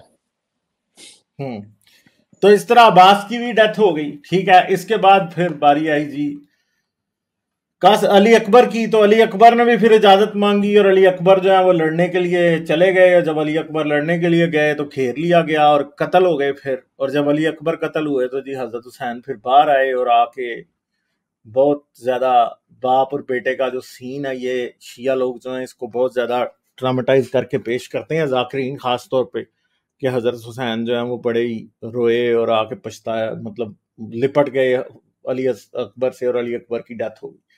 ٹھیک ہے. تو یہ بھی بات ہے ایک. ٹھیک ہے. اس کے بارے میں یہ کہا جاتا ہے کہ اس کی جو چہرہ تھا یا اس کی جو شکل تھی وہ رسول اللہ سے بہت زیادہ ملتی تھی. اور اس کی جو اذان دینے کا طریقہ تھا، جو لب و لہجہ تھا، وہ بھی بالکل اپنے جو ہے نا وہ پر نانا جیسا تھا، جو حسین کے نانا یعنی رسول اللہ جیسا تھا. جس کی وجہ سے وہ شیعہ جو ہے وہ جب یوم عاشور ہوتا ہے تو اس کی ابتدائی جو ہے وہ فجر کی اذان سے کرتے ہیں، جسے اذان علی اکبر بھی کہا جاتا ہے. اور اس کے بارے میں مختلف نوحے بھی آپ کو مل جاتے ہیں کہ جی اکبر کی سنو اکبر دی آواز کوئی اذان سنا نا. تو اذان علی اکبر کے بعد ہی جو عاشورہ کا پروسیشن ہوتا ہے جو 10 محرم کا، وہ اذان علی اکبر کے بعد ہی شروع ہو جاتا ہے، کیونکہ فجر کی 10ویں محرم کو فجر کی جو اذان ہوتی ہے اس کو اذان علی اکبر کہا جاتا ہے. تو پھر علی اکبر کی بھی ڈیتھ ہو گئی اس طرح سے. اس کے بعد علی اصغر کا واقعہ کہ جی حضرت حسین اچھا، اسے میں علی لے کے اکبر کا باہر تھوڑا سا اور بتا دوں کہ علی اکبر کو جس طرح سے ممبر سے بیان کیا جاتا ہے وہ کوئی 16 سے 18 سال کا بتایا جاتا ہے، لیکن جو کتابوں میں ہے وہ علی اکبر کی عمر اس وقت تقریباً 28-30 برس کے درمیان میں ہوگی. اور حسین کے جتنے بھی بیٹے جو امامت کے حقدار تھے ان سب کا نام علی ہی تھا. علی اکبر تھا، پھر علی جو تھا جسے بعد میں زین العابدین سجاد کے نام سے کہا جاتا ہے اسے علی اوسط یعنی درمیان والا علی کہا جاتا ہے. اور جو چھوٹا جو تھا وہ علی اصغر تھا یعنی چھوٹے والا علی. تو علی اکبر بڑے والا علی، علی اوسط درمیان والا علی، اور علی اصغر جو ہے وہ چھوٹے والا علی ہے. اچھا، تو پھر اصغر کے بارے میں وہ سٹوری ہے کہ جی حسین اسے لے کے باہر آئے اور اوپر اسے کیا کہ پانی چاہیے، بچہ پیاس سے بلک رہا ہے، تو انہوں نے تیر مار دیا اور علی اصغر کی جو ہے وہ کیا ہوئی، وہ ڈیتھ ہو گئی. تو یہ بھی سٹوری جو ہے بتائی جاتی ہے، اور یہ بھی ایک بڑا ہی کہا جاتا ہے کہ بہت ہی مشکل ایک واقعہ تھا کربلا کا. تو اس کے بعد پھر حضرت حسین نے اپنے ساتھیوں سے یہ بھی کہا کہ مجھے چھوڑ کے چلے جاؤ، مگر ان میں سے کوئی بھی جانے کو تیار نہیں ہوا. کچھ جو تھے چلے گئے، مگر 72 لوگ جو تھے ان میں سے کوئی بھی جانے کو تیار نہیں ہوا، اور سارے کے سارے وہیں رہے، اور سب کے سب جو ہیں وہ کیا ہوئے، وہ شہید ہو گئے، اور یہی بات چلی. مگر اس کے ساتھ ساتھ یہاں پہ ایک اور چیز ہے کہ جو بات وہ یہ تھی کہ بیچ میں مذاکرات بھی چل رہے تھے، اور حضرت حسین نے آخر پہ ایک آفر دے دی تھی. وہ کیا تھی؟ وہ یہ تھی کہ جی یہاں تو انہیں مکے واپس جانے دیا جائے، اور وہ اپنی پوری زندگی مکہ میں جا کے گزار دیں گے. دوسرا جو ہے وہ کیا ہے کہ جی انہیں یزید سے بات کرنے دی جائے تاکہ مسئلے کو بغیر خون خرابے کے سنبھالا جا سکے. تیسرا یہ تھا کہ انہیں کسی دور دراز علاقے میں جانے دیا جائے جہاں پہ آل امیہ کی حکومت نہ ہو، کوئی پالیٹکس نہ ہو، جہاں پہ جا کے وہ اپنی زندگی کے باقی کے واقعات جو ہیں وہ زندگی کے باقی کا وقت جو ہے وہ گزار سکیں. مگر ان ساری باتوں کو آخر پہ ریجیکٹ کر دیا گیا تھا. تو پھر آخر پہ 10 محرم کو حضرت حسین نے اپنی گھر کی عورتوں کو، اہل بیت اچھا غالب، اس کو میں تھوڑا سا بتاؤں کہ حسین کی یہ ساری اتنے بندے مروانے کے باوجود اولاد مر گئی، بچے مر گئے، بھائی مر گئے، سارے مر گئے، ساتھی مر گئے، اور اس کے بعد بھی یہ اس قسم کی جو حرکت ہے، this is not seen in a very good light by جو انڈیپینڈنٹ ہسٹورین ہے یا جو انڈیپینڈنٹ واقعات دونوں طرح سے پڑھتے ہیں، کہ حسین کی طرف سے کوئی بریوری اتنی وہ شو نہیں کی گئی، کہ مطلب اتنا کچھ ہونے کے باوجود اگر آپ یا میں سے ہو، میں اس طرح کا ہوں تو میں تو ویلینٹلی لڑ کے مر جاؤں گا نا. آئی ووڈنٹ ٹرائی ٹو سے کہ جی مجھے چھوڑ دو، اب اتنے مر گئے ہیں میرے، لیکن مجھے چھوڑ دو، میں یہ بھی کرنے کو تیار ہوں، میں یہ بھی کرنے کو تیار ہوں، میں یہ بھی کرنے کو تیار ہوں، میں جو کچھ آپ کہتے ہو سب کرنے کو تیار ہوں. یہ کوئی وہ اتنی ہیروئک یا بہادرانہ قسم کی وہ کریکٹر سامنے نہیں آتا امام کا، جس طرح کا شیعہ یا سنی ایون جو ہے وہ بنا کے پیش کرتے ہیں، کیونکہ یہ واقعات تو سارے اسی طرح سے ڈاکیومنٹڈ ہے جس طرح سے باقی اسلامی ہسٹری ڈاکیومنٹڈ ہے. تو اس حساب سے اگر آپ اسے انڈیپینڈنٹلی مطلب ایک ہو کے سوچیں تو پھر آپ کو امام کا کردار جو ہے نا تھوڑا سا مفاہمانہ کہہ لیں، یا if I have to use a different word، تو اس میں تھوڑا سا آپ کو جو ہے وہ بزدلانہ یا بزدلی یا اس قسم کی چیزیں نظر آتی ہیں. تو پھر کہتے ہیں جی حضرت حسین نے جب اپنی فیملی کی عورتوں کو گڈ بائی کہا تو انہوں نے نیچے کفن پہن لیا تھا، کفن کے اوپر اپنی انہوں نے چین میں ایسیاں ذرا پہنی تھی، اور اس کے بعد وہ نکل کھڑے ہوئے تھے. اچھا، اس میں یہ بھی ہے کہ اس رات ان کی زینب سے بہت ہی تفصیلی ملاقات ہوئی تھی بہن بھائیوں کے درمیان میں، جس کی وجہ سے زینب کا کریکٹر آپ لوگوں کے سامنے آگے بھی آئے گا. تو حسین نے اپنی مطلب جو میں نے ان کا کریکٹر ایک بیان کیا اس میں بھی وہ حسین کو یہ تھا کہ میں جو ہے نا گمنامی کی موت نہیں مرنا چاہتا، تو یہ ہے تو وہ، تو زینب نے انہیں کہا کہ میں تمہیں گمنام نہیں رہنے دوں گی، یہ میرا تم سے وعدہ ہے کہ تم گمنامی کی موت بالکل بھی نہیں مرو گے. جس کے بعد حسین پھر جو ہے نا وہ شاید لڑنے کے لیے تیار ہوئے تھے. تو پھر اب حسین لڑنے کے لیے تیار ہو گئے، اور حسین پھر گھوڑے پہ بیٹھے اور نکلے. اور کہتے ہیں جی حضرت حسین جب نکلے تو جی وہ گھوڑے پہ بیٹھ کے نکلے، اور انہوں نے سیدھا چارج کر دیا آرمی کے اوپر، اور فوجی ڈر گئے، اور جی وہ اتنا ڈرے کہ اچھے خاصے جو ایکسپیرینسڈ فوجی تھے وہ بھی ڈر کے بھاگ گئے وہاں سے. ٹھیک ہے، مگر پھر شمر نے گالیاں دینی شروع کر دی اپنے فوجیوں کو. اس نے کہا کہ بھائی تم تو تمہارا پیشاب نکل گیا اس کو دیکھ کے. ٹھیک ہے، تو پھر اس نے کیا کیا، اس نے کہا کہ تم تو ایسے بھاگ رہے ہو جیسے کہ کوئی بھیڑیں جو ہے وہ بھیڑیے کو دیکھ کے بھاگ جاتی ہیں، تم تو اس طرح سے بھاگ رہے ہو حسین سے. تو پھر کیا ہوا جی کہ انہوں نے پھر حسین کو گھیر لیا، اور حسین کو انہوں نے جب گھیرا اور چاروں طرف سے حملے شروع کیے، تو شیعہ کتابیں اور سنی کتابیں بہت سی ایسی باتیں بتاتی ہیں، مگر آخر پہ یہ بات آتی ہے کہ کچھ ہی دیر میں حضرت حسین کے جسم پہ 30-35 گھاؤ جو ہیں وہ لگ چکے تھے، اور مگر انہوں نے بھی کافی لوگوں کو زخمی کر دیا تھا.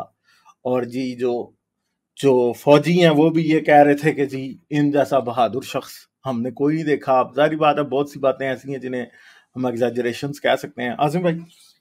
اچھا، اس میں ایک کریکٹر جو بہت شاندار قسم کا نظر آتا ہے وہ ہے ذوالجناح کا. آپ نے شاید اس کا وہ لکھا ابھی بھی آگے، لیکن ہاں آگے آئے وہی گی بات. ذوالجناح. اچھا، لاحق جو گھوڑے کا نام تھا نا. ہوں تو اسے ذوالجناح کیوں کہا جاتا ہے؟ ذوالجناح کا مطلب تو ہوتا ہے کہ جی دو پروں والا. تو کہتے ہیں کہ جب وہ میدان جنگ میں تھا، چاہے وہ جنگی ٹرینڈ گھوڑا تھا، لیکن اس کا جو اس کے جو دونوں سائڈیں تھی اس پر اتنے کے تیر برس چکے ہوئے تھے کہ وہ دور سے دیکھنے پہ ایسا لگتا تھا کہ جیسے کہ وہ جو ہے وہ پروں والا گھوڑا ہے نا. اس کے دو پارے ہیں اور پھر بھی وہ جو ہے نا اپنے سوار کو لیے جہاں پہ وہ سوار جا رہا ہے اس کی بات مان رہا ہے، اور بالکل ہی وہ اتنا سپاہی کی طرح لڑ رہا ہے. اچھا، دوسرا یہ بات ہے کہ جو جنگیں عربوں میں یا پوری دنیا میں اس وقت ہوتی تھی، اس میں جانور جو تھا اس سے نہیں مارا جاتا تھا. جانور آپ کا مال غنیمت ہوتا تھا، لیکن جانور was not considered to be a fighter کہ اسے مار دیا جائے یا اسے زخمی کر دیا جائے. لیکن یہ شاید پہلی دفعہ ہوا تھا اس وقت کی ہسٹری کے مطابق کہ جی انہوں نے جانور کو بھی نہیں چھوڑا تھا، جس کی وجہ سے ذوالجناح ایک وفا کی علامت کے طور پہ، یا ابھی بھی جو اس کی شبی اس کی نکالی جاتی ہے، اس میں ذوالجناح کا ایک بہت بڑا کریکٹر ہمارے سامنے لایا جاتا ہے یا نظر آتا ہے ہمیں. وہ صرف اس وجہ سے کہ وہ اپنے سوار کے ساتھ بہت ہی بہادری سے، بہت ہی جاں فشانی سے، اور اس نے بہت ہی زیادہ وفا کرتے ہوئے حسین کے ساتھ لڑا تھا وہ. ہاں، مگر آپ کو یہ پتا ہے حسین کی طرف سے لڑا عاصم تھا. بھائی کہ پرانے زمانے میں گھوڑوں کو افیم بھی کھلائی جاتی تھی کہ وہ جنگ میں نہ ڈرے نہ. وہ تو مطلب جنگی گھوڑوں کی تیاری کا ایک جو ہے وہ جنگی گھوڑے جو ہیں وہ ایک ان کو تیار کرنے کا یا ان کی ٹریننگ ایک اسپیشل طریقے سے کی جاتی ہے کہ مطلب نارملی جو ہے گھوڑے وہ بکر کے بھاگ جاتے ہیں، چاہے وہ ان کو جتنا بدلا بھی نشہ کیا جائے. لیکن جو کریکٹر ذوالجناح کا سامنے آتا ہے وہ سلائٹلی لیجنڈری کہہ لیں یا پھر سلائٹلی ڈرامیٹک کہہ لیں، وہ ایک ڈفرینٹ قسم کا کریکٹر اس کا بیان کیا جاتا ہے نا. تو پھر حضرت حسین زخمی ہو گئے جی، اور جب کہتے ہیں نیچے گرے تو سجدے کی حالت میں ان کا سر اتارا گیا، ان کو مارا گیا اور سر اتار لیا گیا. ٹھیک ہے جی، تو یہ بات تھی.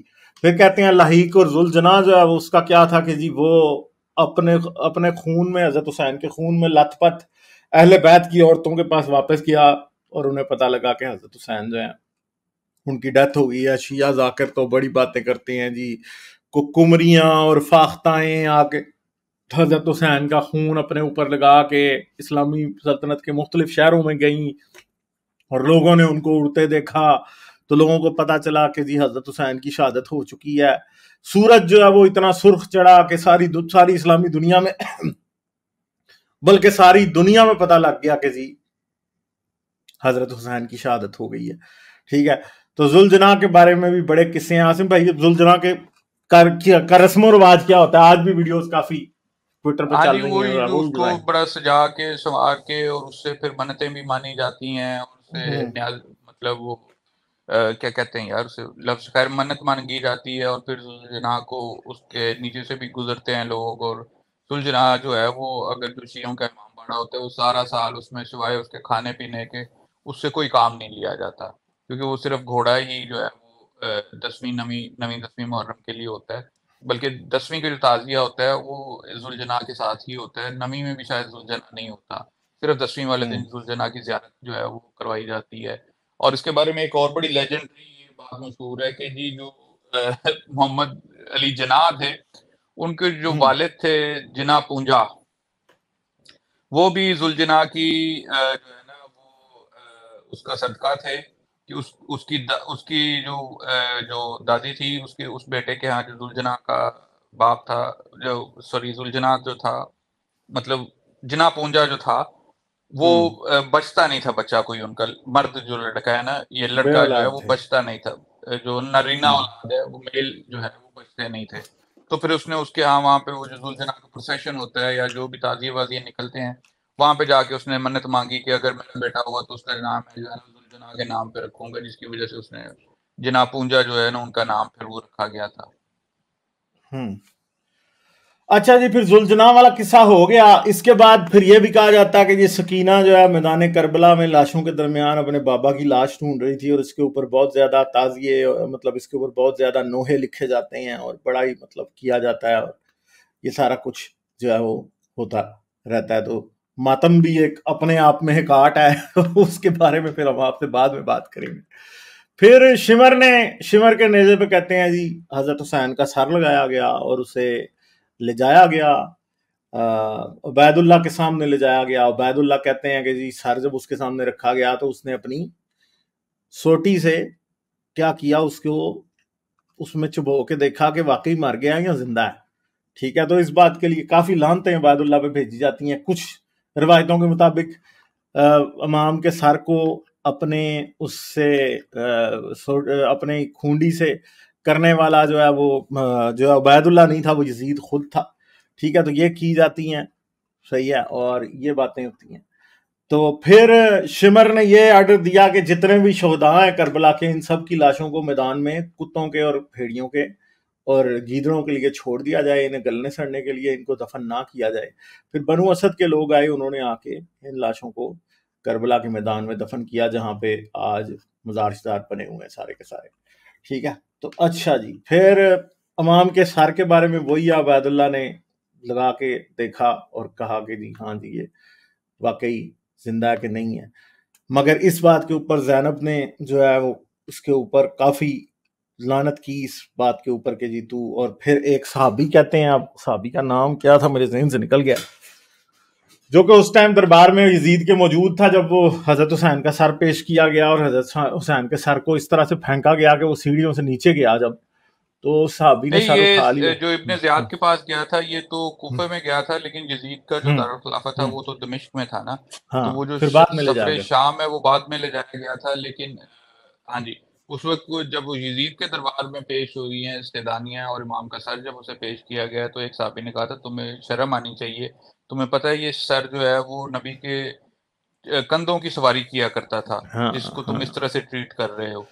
اس کا اچھا یزید کا مطلب یہ تھا کہ مقصد یہ تھا کہ جس کے یہ سارا جو ہے وہ ایک لیجنڈ بن کے سامنے آتا ہے, جس میں زینب کا بڑا کردار آگے ہے میرے خیال میں زینب کے بارے میں آپ کی سلائیڈز کے نہیں. ہاں, زینب کے بارے میں ہے. اس وقت اس کا ذکر کرتے ہیں وہاں پہ. تو زینب نے پھر کیا کیا, زینب نے ایک تو کام یہ کیا تھا کہ شمر جب آیا تھا خیموں میں تو اس نے ادھر زین العابدین کی جو ہے نا وہ کیا دیکھی تھی. زین العابدین, امام زین العابدین کو بخار چڑھا ہوا تھا اور وہ اپنے بستر سے ہل بھی نہیں سکتے تھے. تو اس نے زین العابدین کو جب قتل کرنے کے لیے انہوں نے کوشش کی تو حضرت زینب اس کے اوپر آ گئی نا, تو پھر شمر پیچھے ہٹ گیا. اس نے کہا کہ یار میں علی کی بیٹی کو کیسے قتل کروں, تو اس نے نہیں کیا. تو اچھا, اسی وجہ سے جو علی اوسط ہیں یا جنہیں سجاد یا امام زین العابدین کہا جاتا ہے, انہیں بیمار کربلا بھی کہتے ہیں, کہ وہ کربلا کے وقت جو تھے, جو واقعہ کربلا جب ہوا تھا تو اس وقت وہ بیمار شمار تھے نا.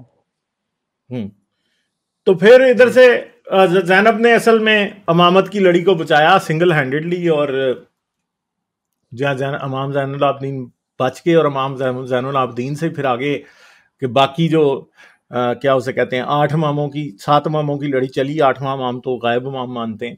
ٹھیک ہے, تو حضرت زینب کو بڑا کریڈٹ جاتا ہے, بلکہ بعد میں واقعہ کربلا کی ساری ڈیٹیلز بتانے کا بھی کریڈٹ حضرت زینب کو ہی جاتا ہے.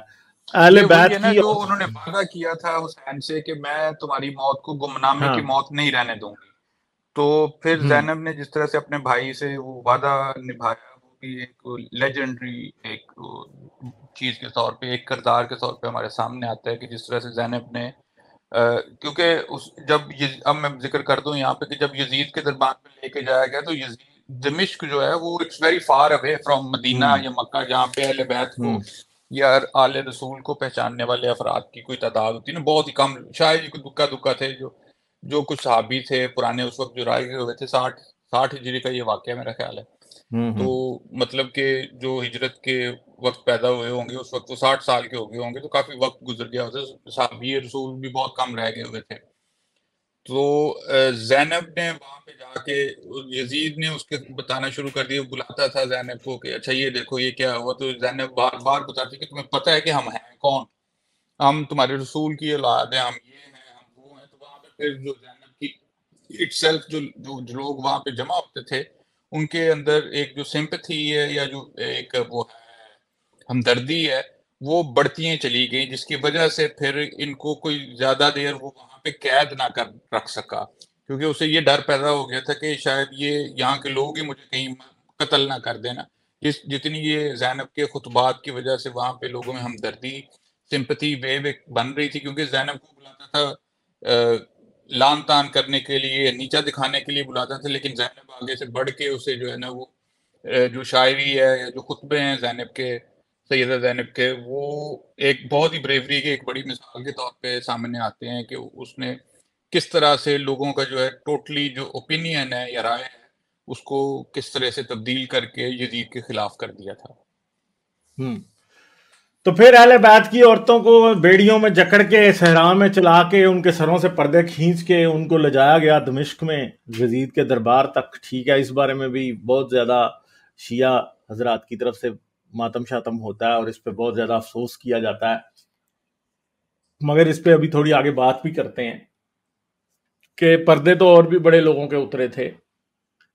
مدینے سے بھی نجد تک بڑی عورتیں تھیں جو اپنے بچوں سمیت پیدل گئی تھی اور بیڑیوں میں جکڑی اس طرح سے گئی تھی. ٹھیک ہے، تو ہوا تو اور بھی بہتوں کے ساتھ تھا. بنو قریظہ کے ساتھ بھی ایسا ہوا تھا، اوروں کے ساتھ بھی بہت سارے لوگوں کے ساتھ ایسا ہوا تھا. یہ تو عرب ایک طریقہ کار تھا نا.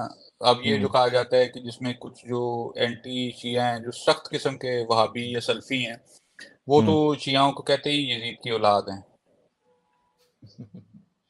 کیونکہ مطلب جس طرح سے مسلمان کرتے تھے یا جس طرح سے عرب کرتے تھے وہی سلوک ان کے ساتھ بھی کیا جائے. جو چادریں یا رضا جو چھین لی گئی اس کا مطلب یہی ہے کہ ان کے ساتھ وہی سلوک کیا گیا جو کہ یہ باندیوں کے ساتھ یا مال غنیمت کے ساتھ، یا جو خواتین پکڑی جاتی تھی جنگ میں جو مال غنیمت کا حصہ بن جاتی تھی ان کے ساتھ جو سلوک کرتے تھے. جو چادر ڈال دیتا تھا وہ اسی کے حرم میں آ جاتی تھی. تو اسی وجہ سے پھر وہ جو انتہائی سخت قسم کے وہابی یا سلفی ہیں وہ جب شیعوں سے مناظرے وغیرہ کرتے ہیں یا باتیں کرتے ہیں تو پھر ان کو تو کہتے ہیں کہ تم تو ہو ہی یزید کی اولاد، یہ یزید کی فوج کی اولاد ہو، تمہاری تو نسل ہی وہاں سے چلی ہے، تم تو آل رسول بنتے کہاں سے ہو؟ کیونکہ صرف تو عورتیں بچی تھی، امام زین العابدین بچے تھے مردوں میں سے اس وقت جو تھے. مطلب چھوٹے بچے بھی اور بھی ہوں گے، کیونکہ جو روایات میں آتا ہے کہ اس وقت 30 سے 40 عورتیں تھیں وہاں پہ امام کے اس میں خیموں میں، اور 60 سے 70 بچے تھے جو وہاں پہ موجود تھے نا. جی تو پھر وہ بات جو عاصم بھائی نے پہلے بتا دی ہے کہ ہر طرف زینب نے ہی حسین کی شہادت اور یزید نے کیا کیا اور کربلا میں کیا ہوا وہی ہر جگہ بتاتی تھی. ٹھیک ہے، مگر یزید جو کہتے ہیں یزید خود بھی جب اسے پتہ لگا تو جی اس نے عورتوں کو پردہ کرنے کی اجازت بھی دے دی. اس نے کیا کیا جی، اس نے پھر ان کو اپنے گھر میں مہمانوں کی طرح رکھا اور بعد میں ان کو واپس مدینے بھی جانے دیا. ٹھیک ہے، اور جو ہے وہ کہتا تھا کہ اگر میں خود وہاں ہوتا تو ایسا نہ ہوتا، اور وہ عبید اللہ ابن زیاد کو کوستا بھی تھا کہ جی تو نے ایسا کیوں کر دیا. ٹھیک ہے، تو یہ کربلا کی سٹوری ہے جی. یہاں تک پھر بات ہوئی. اس کے بعد کیا ہوا وہ پھر ہم آگے آنے والی ایک سٹریم میں آپ کو بتائیں گے کہ حسین کا بدلہ کیسے لیا گیا، پھر وہ پولیٹیکل موومنٹ کیا تھی، وہ بھی سارا پھر آپ کو بتائیں گے. عاصم بھائی کوئی اس کو بتائیں پھر آگے اور کوئی بات آپ کے ذہن میں یا اگر ہم آگے چل کے اگلی سٹریم میں ڈسکس کریں گے تو پھر اگلے وہ جو واقعے ہیں وہ زیادہ انٹرسٹنگ ہیں، تاکہ اس میں ہم اس کا یہ سارا وہ جو میں آپ کو مطلب ہم جب اس دن بات کر رہے تھے رات کو تو یہی تھا کہ یار وہ جتنا پڑھنے کی کوشش کرو بندے کا ذہن اتنا ہی وہ گھومتا جاتا ہے کہ یار یہ سٹوریاں کیا چل رہی ہیں یہاں پہ، فلانا سٹوریاں اتنی زیادہ ہیں کہ کسی بھی ایک سٹوری کو آپ سچا نہیں مان سکتے. ہم نے جو بات کی ہے وہ ساری وہ ہے جو مین سٹریم شیعہ اور سنی کتابوں میں ہے. ٹھیک ہے، اب اس کے اوپر تھوڑا یہ بھی انالیسس کرتے ہیں کہ امام حسین کو عاصم بھائی دیکھیں کیا ضرورت تھی وہ کام کرنے کی جو حسن نے نہیں کیا. بس کوئی کیا میں پنجابی کا لفظ استعمال کروں، کوئی مسئلہ ہوگا ان کے ساتھ کہ جی وہ شاید ان کو بچپن میں ہی وہ دے دی تھی. یہ بھی روایات آتی ہیں نا کہ جی میرے نواسے کو جو ہے نا کربلا میں مارا جائے گا اور یہ ہوگا، اور شاید اس پیش گوئی کو سچ کرنے کے لیے حسین ٹوٹ پڑے ہوں گے. اب اس کی نہیں، مگر میں ایک بات تو آپ کو صاف صاف بتا سکتا ہوں نا کہ یہ سب پیشن گوئیاں بعد میں گھڑی جاتی ہیں، یہ جھوٹ ہے سب. ابھی تو ٹھیک ہے، وہ بات ٹھیک ہے، وہ ہم لیکن ہم اس اینگل سے دیکھ ہی نہیں رہے نا. ہم ذرا نیوٹرل نہیں، اب ہم اس اینگل سے دیکھتے ہیں نا، نیوٹرل پرسپیکٹو سے ذرا آپ دیکھیں کہ اس واقعے میں کتنی کی سچائی ہو سکتی ہے، اور کیا ہم یہ سمجھ سکتے ہیں کہ حسین نے اپنا سر خود اوکھلی میں دیا. حسین پاور بالکل ہنگری ایسا تھا. ہی لگتا ہے جی. ڈالی بات کیجیے آپ. نہیں میں کہہ رہا ڈالی کیا حال ہے؟ ہوں بس زبردست, بہت زبردست آپ لوگوں نے بیک گراؤنڈ دیا ہے. پہلے میں کہنے لگا تھا, پہلے شاعری سے اسٹارٹ کرنا تھا, حسین تیرے لہو کی خوشبو فلک کے دامن سے آ رہی ہے. لیکن پوائنٹ یہ کہ حسین جو ہے وہ پاور ہنگری تھا آسم بھائی, اگر ہم اسی نیریٹو کو دیکھیں. اور مجھے ایک اور چیز نہیں سمجھ آتی, ایک اور بھی پوائنٹ تھا کہ حسین پاور ہنگری تھا. میرے خیال میں وہ اوور تھرو کرنا چاہتا تھا, اور جو ہوا تھا, اگر کوئی بھی یوزر پر آتا ہے تو اس کے ساتھ یہی ہوتا ہے. نہیں لیکن بات کی یہ ڈالی کہ وہ پاور ہنگری آپ اسے کہہ سکتے ہیں, لیکن اگر اس کا میں ڈیفینس کروں تو وہ تو جو ٹریٹی ہوا تھا, اس ٹریٹی کا جو باغی تھا وہ تو یزید تھا اور معاویہ تھا. حسین تو اس ٹریٹی کا جو تھا وہ ڈائریکٹ جو تھا, جو فائدہ تھا یا جو اس کا حقدار تھا خلافت کا, وہ تو as per treaty in the word of معاویہ وہ تو حسین یا آل رسول ہی تھی. تو اس نے بعد میں اس ٹریٹی سے بغاوت کی, جس کی وجہ سے پھر یہ جنگ ہوئی. مگر آصم بھائی ایک اور بھی تو بات ہے نا, آپ یہ بھی تو دیکھیں, جو حکومت چلا رہے ہیں, جن کے پاس فوجیں ہیں, جنہوں نے سب کچھ کیا ہوا ہے, وہ چھوڑ کے ان کو کیوں دے دیں؟ کیونکہ آپ نے معاہدہ کر لیا نا, ٹریٹی تو ٹریٹی ہوتا ہے. نہیں مطلب یہ ٹریٹیز تو دھوکہ ہی ہوتی ہیں نا. حسن جب کر رہا تھا تو اس کو بھی پتا تھا کہ یہ نہیں ہونا. میرا تو نہیں خیال کہ دیکھیں, معاویہ تو وہ شخص تھا جس نے اصل میں علی کو شکست دی ہے. علی کو معاویہ نے شکست دی ہے کیونکہ علی اپنے دعوی خلافت سے پیچھے ہٹ گیا تھا. نہیں اس میں تو وہ جو خیر مالک اشتر اور دوسرے جو افراد تھے, اس میں اگین جو عمر بن العاص کی وہ جو کانسپریسیز ہیں اور جو اس کی چرب زبانی ہے, جس کی وجہ سے پھر صفین میں انہیں جیتنے کے باوجود بھی انہوں نے پھر جو ہے جنگ ختم کر دی. پھر نہروان مگر یہ ہسٹری آپ کیسے مان سکتے ہیں کہ علی واقعی جیت رہے تھے تو جنگ ختم ہو گئی؟ مجھے تو نہیں لگتا کہ یہ کوئی کیس ہو سکتا ہے. مگر ایک اور بات ہے نا, نیزے پہ قرآن چڑھایا جانا اور اس طرح سے کیا جانا, وہ ساری اسی طرف پوائنٹ آؤٹ کرتی ہیں نا. نہیں تو قرآن تو تھا ہی نہیں نا, کہاں سے نیزے پہ چڑھے گا؟ لکھے ہوئے قرآن تھے ہی نہیں اس ٹائم, کہاں سے آگے پارچے کہہ لیں آپ انہیں, ان کے کچھ آپ کہہ لیں کہ جی 200-400 صورتیں جو تھی وہ لیدر کے اوپر لکھی ہوئی تھی, تو جب وہ نظر آتی ہیں تو لوگ اتحاد ڈال دیتے ہیں. اس میں اتنی وہ میرا خیال ہے کوئی اس میں دوسری رائے تو نہیں ہو سکتی. اگر مگر ایک اور بات ہے نا عاصم بھائی, یہ بھی تو سوچتے نا, ایک اور چیز ہے کہ کیا حسین اور حسن کا کلیم اور علی کا کلیم نیپوٹزم پہ بیس نہیں تھا؟ اگر یزید کا کلیم نیپوٹزم پہ بیس تھا تو یار بات یہ ہے کہ آپ اس کو پھر بیک گراؤنڈ اس کا وہی بن جاتا ہے جو مبادلہ ہے یا جو غدیر خم ہے. جو ہم نے پچھلی دفعہ بھی بات کی کہ یہ سارا جو آپ اگر پوچھیں کہ حسین کا قاتل کون ہے, تو میں تو کہوں گا ان کے نانا, جنہوں نے بات کو اتنی کنفیوژن میں اس طرح سے رکھا. اگر یہ بات پہلے دن سے کلیئر کر دی جاتی کہ جی آپ غدیر خم جیسے ویران علاقے میں جو ہے اس طرح کی باتیں کر رہے ہیں, بھائی جان آپ مسجد نبی میں بیٹھ کے اعلان کرتے, دیکھتا ہوں کہ کون سا مسلمان ہوتا ہے جو اس بات کو نہ مانتا. عاصم بھائی مجھے ایک بات بتائیں, یہ تو شیعہ سورسز غدیر کو مانتے ہیں, نہیں سنی بھی مانتے ہیں اس کو. غدیر خم کی حدیث کو سنی بھی مانتے ہیں, لیکن اس کا مطلب وہ دوسرا ایکسٹریکٹ کرتے ہیں. ہاں وہ مطلب ہم نے پچھلی بار ڈسکس کیا تھا, وہ کہتے ہیں مولا کا مطلب مددگار لے لیتے ہیں بس. نہیں لیکن اگر ہم اسلامک پرسپیکٹو سے دیکھیں, جسٹ اسلامک پرسپیکٹو سے, تو سنیوں کا جو سٹینڈ ہے وہ زیادہ بہتر ہے, کیونکہ اسلامک پرسپیکٹو سے ہمیں کہیں نیپوٹزم نہیں مل رہا. یہ آپ نہیں کہہ سکتے کہ کلیم ان کا بہتر ہے, یہ سٹوریز ہوتی ہیں, سٹوریز کے نیریٹو بلڈ کیے جاتے ہیں. لیکن اسلامک میں یہ کہہ رہا ہوں کہ اس کا تقویٰ اور پرہیزگاری کے اوپر ہے, اس کے اندر نیپوٹزم نہیں ہے. نہیں تو پھر وہ مباہلے والی جو ہے وہ اپنے گھر والوں کو لے اور یہ اور وہ, اور پھر غدیر خم کا اعلان کرنا اور یہ کہنا کہ مجھے کاغذ قلم دوا دو, اور یہ وہ ساری چیزیں تو ادھر سے. اور پھر نبی نے یہ بھی کہا تھا کہ جی علی جو ہے وہی ہوگا. اس طرح کی حدیث بھی آپ کو مل جاتی ہیں سنی سورسز میں سے.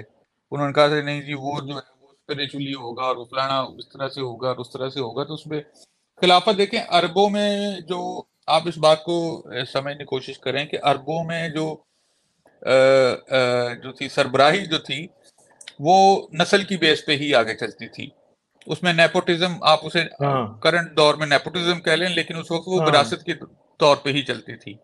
لوگ اپنے باپ کے نام سے ہی جانے جاتے تھے, یہ لوگ اپنے خاندان سے ہی جانے جاتے تھے. اس میں بہادری یا کمانڈری یا جو بھی آپ کہہ لیں اس کا کوئی ذکر نہیں ہوتا تھا. ورنہ تو خالد بن ولید سب سے زیادہ جو تھا وہ بہادر تھا, عبداللہ بن زبیر ان میں سب سے زیادہ بہادر تھا, یا اس سارے میں ابن زیاد جو تھا وہ یزید سے زیادہ وہ جنگجو کے طور پہ سامنے نظر آتا ہے تو پھر تو خلافت کا حقدار تو وہ بنتا ہے نا جو زیادہ بہادر ہے یا زیادہ اچھا ہے یا جس کے پاس طاقت زیادہ ہے. لیکن جو مجھے لگتا ہے وہ یہ کر سکتے تھے کہ جو کہ پورے نہیں کیا کہ وہ ایڈمنسٹریٹولی کسی اور کو رکھتے اور اسپرچولی کسی اور کو رکھتے. نہیں وہ تو اسپرچل والی تو بات ماننا پڑا تھا نا یزید. وہ کہتا تھا امامت تمہاری ہے, تم امام ہو, لوگ تم اسپرچل لیڈر ہو. وہ تو معاویہ نے بھی مان لی تھی بات. وہ تو حسن کے بارے میں تو پھر مجھے ایک بات بتائیں, وہ تو بہت ان کی پاور ہوتی تھی اس زمانے میں اس طرح کی لیڈرز کی. ہاں تو پاور تو ہوتی تھی نا, مگر مسئلہ یہ تھا کہ وہ یہ کوئی بھی ایکسپیکٹ نہیں کر رہا تھا کہ حسین لڑ جائے گا. وہ سمجھ رہے تھے کہ یار حسین بھی اپنے باپ کی طرح اور اپنے بھائی کی طرح معاہدہ کر کے چلا جائے گا, کیونکہ علی نے بھی علی معاویہ سے معاہدہ کر لیا تھا, حسن نے بھی معاویہ سے معاہدہ کر لیا تھا, کوئی ایکسپیکٹ نہیں کر رہا تھا. ٹھیک ہے, اب مسئلہ یہ ہے کہ اس بارے میں علی کی حسین کی ضد بھی آپ کہہ سکتے ہیں اور حسین کی ایک بہت ہی بری موو آپ کہہ سکتے ہیں, کیونکہ ایک سمپل بات ہے, میں آپ کو بتاتا ہوں. کوفہ جو تھا نا وہ آل امیہ خاص طور پہ معاویہ اور یزید کے وقت میں اور اس کے بعد بھی کافی عرصے تک, بعد میں پھر جا کے اس نے حجاج بن یوسف نے ان کی اینٹ سے اینٹ بجائی. یہ لوگ جو تھے یہ ہمیشہ ایک باغی شہر تھا جس میں آل امیہ کے خلاف بغاوت ہمیشہ رہتی تھی. یہ کیا کرتے تھے, یہ ان سے تنگ بھی رہتے تھے اور ان کے انڈر بھی رہتے تھے. سب سے گندے قسم کے گورنر وہ جو تھے نا وہ یہاں پہ لگاتے تھے اور ان کو مارا جاتا تھا, ان کی ساتھ بہت برا کیا جاتا تھا. ٹھیک ہے, مگر دوسری طرف یہ تھا, اور وہاں پہ شیعان علی کے نام سے وہاں پہ سب سے پہلے آپ کو نظر آتا ہے کوفہ کے اندر. ٹھیک ہے, اور وہ شیعان علی جو تھے وہ پہلے 12,000 اکٹھے ہوئے, جب دیکھا کہ اس نے آرمی بھیج دیا تو 4,000 رہ گئے. 4,000 کے بعد جب دیکھا کہ ابن زیاد ان دوالے ہو گیا تو 10 رہ گئے. صرف مسلم بن عقیل کو مار دیا, اور کربلا کو زیادہ دور ہے ہی نہیں ہے کوفے سے. کوفے سے اگر وہ چاہتے نا 2,000 کی فوج لے آتے نا, 1,000 کی بھی لے آتے تو حسین نے مرنا نہیں تھا. ٹھیک ہے, یہ بات پکی ہے. مگر پھر یہ کہتے ہیں کہ ابن زیاد نے سارے کے سارے کوفے میں جتنے بھی سردار تھے وہ سارے بائے کر لیے تھے. تو ایک بات یہ ہے کہ بھائی حسین نے اگر یسوع کی طرح صرف قربانی دینی تھی اور وہی مطلب تھا, یہ ڈیوائن پلان تھا, تو بھائی پھر اتنی جنگ اتنے دوسرے لوگوں کو مروانے کی کیا ضرورت تھی؟ نہیں مروانا چاہیے تھا نا. حسین خود اکیلے مر جاتے, یسوع جیسے مر گیا تھا. ٹھیک ہے, اکیلے مر جاتے تو یہ بات ختم ہو جاتی. پھر تو اصل میں تو اگر دیکھا جائے اس میں ساری چیزوں کی خرابی کی وجہ, اب اگر میں فیئر طریقے سے کہوں تو وہ تو حسین خود ہی ہے. حسین کو کس نے کہا تھا اتنی مس کیلکولیشن کریں؟ مجھے ایک بات بتائیں, آپ کو یہ لگتا ہے کہ حسین نے بچے اور عورتیں ہیومن شیلڈ کے طور پہ لی؟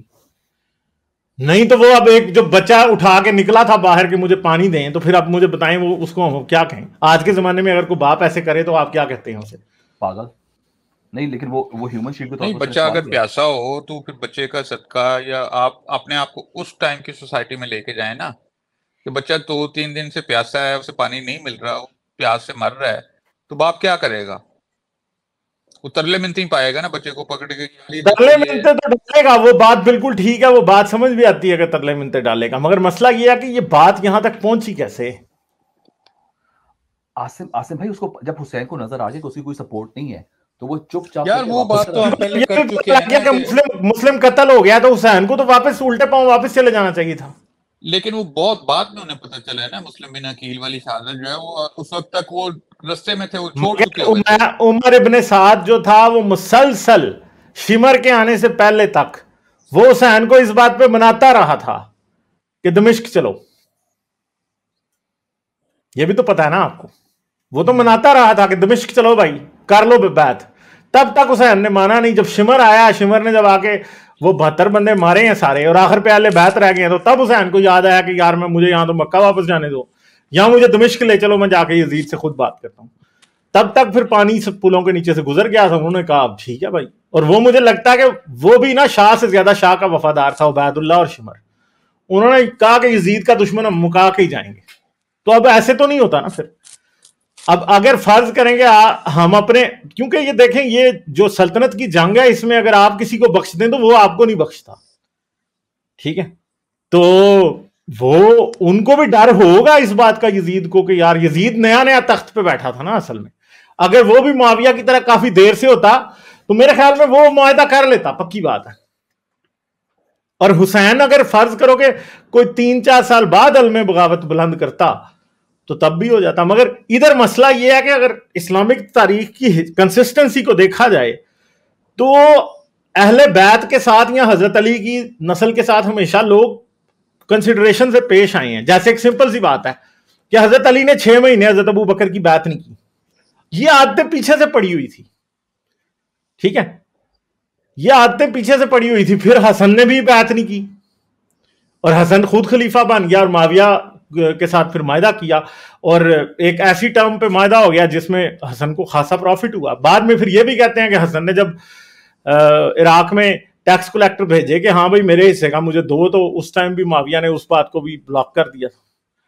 مگر پرابلم یہ ہے کہ یہ ایک تو پہلی بات یہ ہے کہ حسن اور حسین کو جنگجو تو تھے نہیں. کسی جنگ میں آپ بتائیں ان کا کوئی مارکا یا کوئی فوج ان کے انڈر کمانڈ رہی ہو, انہوں نے کوئی کام کیا ہو. آئی تھنک کہ یہ کافی یہ شہزادوں کی طرح پلے تھے, اور یہ شہزادے ہی تھے ایک حساب سے, اور یہ سہل پسند تھے. اب حضرت حسن کے بارے میں تو یہ کور کیا جاتا ہے کہ حضرت حسن جو تھے وہ ایک اسکالر قسم کے آدمی تھے, اور وہ جنگ و جدل سے ان کا کوئی تعلق نہیں تھا. امام ابو حنیفہ کے بارے میں بھی یہی ہے, حضرت حسین کے بارے میں بھی یہی ہے, ابن عباس کے بارے میں یہ ہے, ٹھیک ہے. تو ہے تو سب کے بارے میں یہی ہے. تو مجھے لگتا ہے کہ ان کے باپ دادا جو تھے وہ سخت جان تھے, یہ آگے سے پھر وہ اولادیں نہیں جن کو کہتے کہ پھر وہ نرم پڑ جاتی ہیں. یہ تو ہمیشہ کچھ ایسے لگتا ہے. لیکن آپ یہ بھی دیکھیں حسین کے ساتھ کوئی اچھا سپاہ سالار تھا اس وقت, کوئی ہی had someone to give ہم ایڈوائس, کون تھا؟ نہیں تو سارے تو پیچھے رہ گئے نا. اب ایڈوائس دینے والے کون تھے؟ ابن عباس, ٹھیک ہے, ان کا اپنا ستیلا بھائی امام ابو حنیفہ, ٹھیک ہے. اس کے علاوہ ابن عمر, ٹھیک ہے. پھر اس کے علاوہ کتنے سارے اور لوگ تھے جو ایڈوائس دینے والے تھے, مگر حضرت حسین نے جب کسی کی سنی نہیں تو لوگ پھر کہتے ہیں یار ہم کیا کریں, اب لوگوں نے ساتھ تو نہیں چلنا تھا, ٹھیک ہے. تو یہ بات تو ہے. اب میں یہ نہیں کہتا کہ یزید کا کلیم ٹھیک تھا یا نہیں تھا, مگر پاور کے اگر پیراڈائم کو دیکھا جائے, پاور کے پیراڈائم میں ہمیشہ ایک چیز ہوتی ہے بھائی, پاور میں مائٹ از رائٹ ہوتی ہے, اصول کی کوئی بات نہیں ہوتی. امیر معاویہ نے کو 25-30 سال اسلامی سلطنت کو یا جو بھی عربوں کی سلطنت تھی اسے ایکسپینڈ کیا. اس کو پاگل کتے نے کاٹا تھا کہ وہ مدینے میں بیٹھے ہوئے 2 نوجوانوں کو حکومت دے کے چلتا بنتا اور اپنے بیٹے کو نہ دیتا. مطلب اس کو کیا, انسان اپنی زندگی میں اگر دنیا کے عام اصول دیکھے جائیں تو لوگ اپنے بچوں کے لیے کام کرتے ہیں نا, کہ جو ان کے پاس تھا وہ اپنے بچوں کو ہی دے کے جائیں, کسی اور کو کیوں دیں. انہوں نے نہیں دینا تھا. یہ تھی کہ آرمی کی لویلٹی کس کے ساتھ تھی, جو فوج تھے وہ کس کے ساتھ تھے, وہ فوج ان کے ساتھ تھی. بھائی ایک اور بھی بات یاد رکھیں, کوفہ کوئی بڑا سمپل شہر نہیں تھا. یہ ایسے ظاہر کرتے ہیں جیسے کوفے میں امام حسین نے جانا تھا تو سارا کوفہ امام حسین کی طرف ہو جانا تھا. نہیں, کوفے میں لوگ آل امیہ کے وفادار بھی تھے, کوفے میں غیر مسلم بھی رہتے تھے, کوفے میں شیعان علی تھے مگر یہ مائنورٹی میں تھے. یہ بات تو خود شیعہ بھی مانتے ہیں, ٹھیک ہے. اب کوفے کی ڈیموگرافی کوئی ایسی نہیں تھی کہ پورے کا پورا کوفہ حضرت حسین نے جانا تھا انہوں نے مان لینا تھا. نہیں, کوفے میں سے ہی لوگوں نے ان کے خلاف سازشیں کرنی تھی. ہو سکتا ہے وہ تانگی ہوں کہ یار یہ ہر بار ہمارے لیے مصیبت لے آتے ہیں, پہلے علی لے آیا تھا, پھر حسن لے آیا تھا, پھر حسین لے آیا. وہ اصل میں کوفے کے لوگ بھی کیا پتا اندر سے تانگی ہوں, ہمیں کیا پتا اس بات کا. اچھا غالب, بات یہ ہے کہ جو ڈالی کے سوالات ہیں نا وہ اگین ان کے کیپٹلزم کی طرف جا رہے ہیں. یہ 2+2 اور 2+3 اور 1+1 = 2, کہاں پہ کس کا نفع نقصان زیادہ ہے, کون کسی کے پاس مال دولت زیادہ ہے, کس کے پاس طاقت زیادہ ہے, اس طرح سے دیکھ رہے ہیں. جبکہ کربلا کی جنگ کو ہم جو ہے وہ ایک حریت کے طور پہ دیکھتے ہیں, ایک وہ مظلوموں کا استعارہ ہے کہ جہاں پہ بھی کسی کے اوپر بھی ظلم ہو رہا ہے. ٹھیک ہے, مان لیا معاویہ جو تھا یا جو بھی اس کے سردار تھے یہ سارا طاقتور تھی اس کے پاس, لیکن مظلوم کون تھا at the end of the day, کمزور کون تھا, بات اس طرف جاتی ہے. مگر مجھے ایک بات بتائیں کہ طاقت کے کھیل میں کمزور پھر کیوں شامل ہو؟ یار یہ بھی ریولوشن اسی طرح سے آتی ہیں نا میرے بھائی, انقلاب اسی طرح سے آتا ہے کہ جی آپ کو کسی نہ کسی کو تو ظالم کے خلاف علم بغاوت اٹھانا پڑتا ہے, کسی نہ کسی کو تو سسٹم کے اگینسٹ بولنا پڑتا ہے. میں آپ یا ہمارے جو دوسرے دوست ہیں, ہمیں یہ پتہ ہے کہ پاکستان میں رہ کے اس قسم کی گفتگو نہیں کی جا سکتی. ہمیں یہ پتہ ہے کہ ایک بات کرنے سے ہم قانون کی خلاف ورزی بھی کر رہے ہیں, ہم جو ہے وہ ریاست سے بھی ٹکر لے رہے ہیں, اور ہم کسی بھی صورت یہ والی جنگ وہاں پہ رہ کے نہیں جیت سکتے، رائٹ؟ ہاں مگر اب یہ ایکویلنٹ یہ ہوگا عاصم بھائی کہ آپ اور میں اٹھ کے پاکستان چلے جائیں. جی اور آصف بھائی ایک اور بات ہے کہ اگر آپ نے جتنی ریولوشنز دیکھی ہسٹوریکلی اس میں عام طور پہ لیڈرز جو ہوتے ہیں وہ باہر سے رہ کے کرتے ہیں جب تک کہ ان کے پاس اسٹرینتھ نہ آ جائے نمبرز میں کچھ کہ وہ واپس جا سکیں. کیلکولیشن کی گیم ہوتی ہے نا ساری. جی آپ ایون یہ ایران کے اندر جو انہوں نے کیا ہے آیت اللہ نے قبضہ کیا ہے، وہ خمینی بیٹھا رہا فرانس میں جب تک پاور نہیں آئی اس کے پاس آن دا گراؤنڈ. لینن بھی ساری یورپ بیٹھا رہا، اینڈ میں آیا رشیا. جب ہو سکتا ہے آپ بھی عاصم بھائی کسی دن جا کے پاکستان ماشاء اللہ لگا دیں، کیا پتا آپ کا.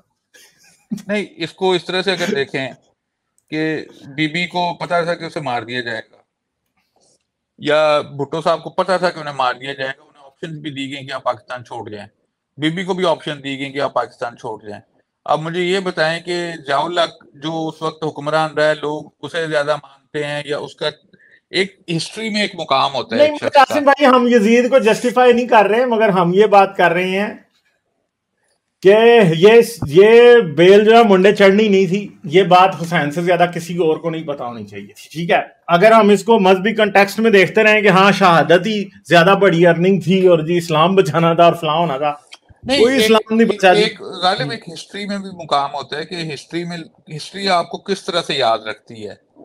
ٹھیک ہے، ہاں وہ آپ کی ٹھیک ہے، مگر یہ سب لیجنڈ ہے نا. لائک شیئر اور سبسکرائب کرنا مت بھولیں. اس کے ساتھ ساتھ آپ میرے چینل کو پیٹریون پر سپورٹ کر سکتے ہیں. پیٹریون کا لنک ویڈیو کی ڈسکرپشن میں ہے.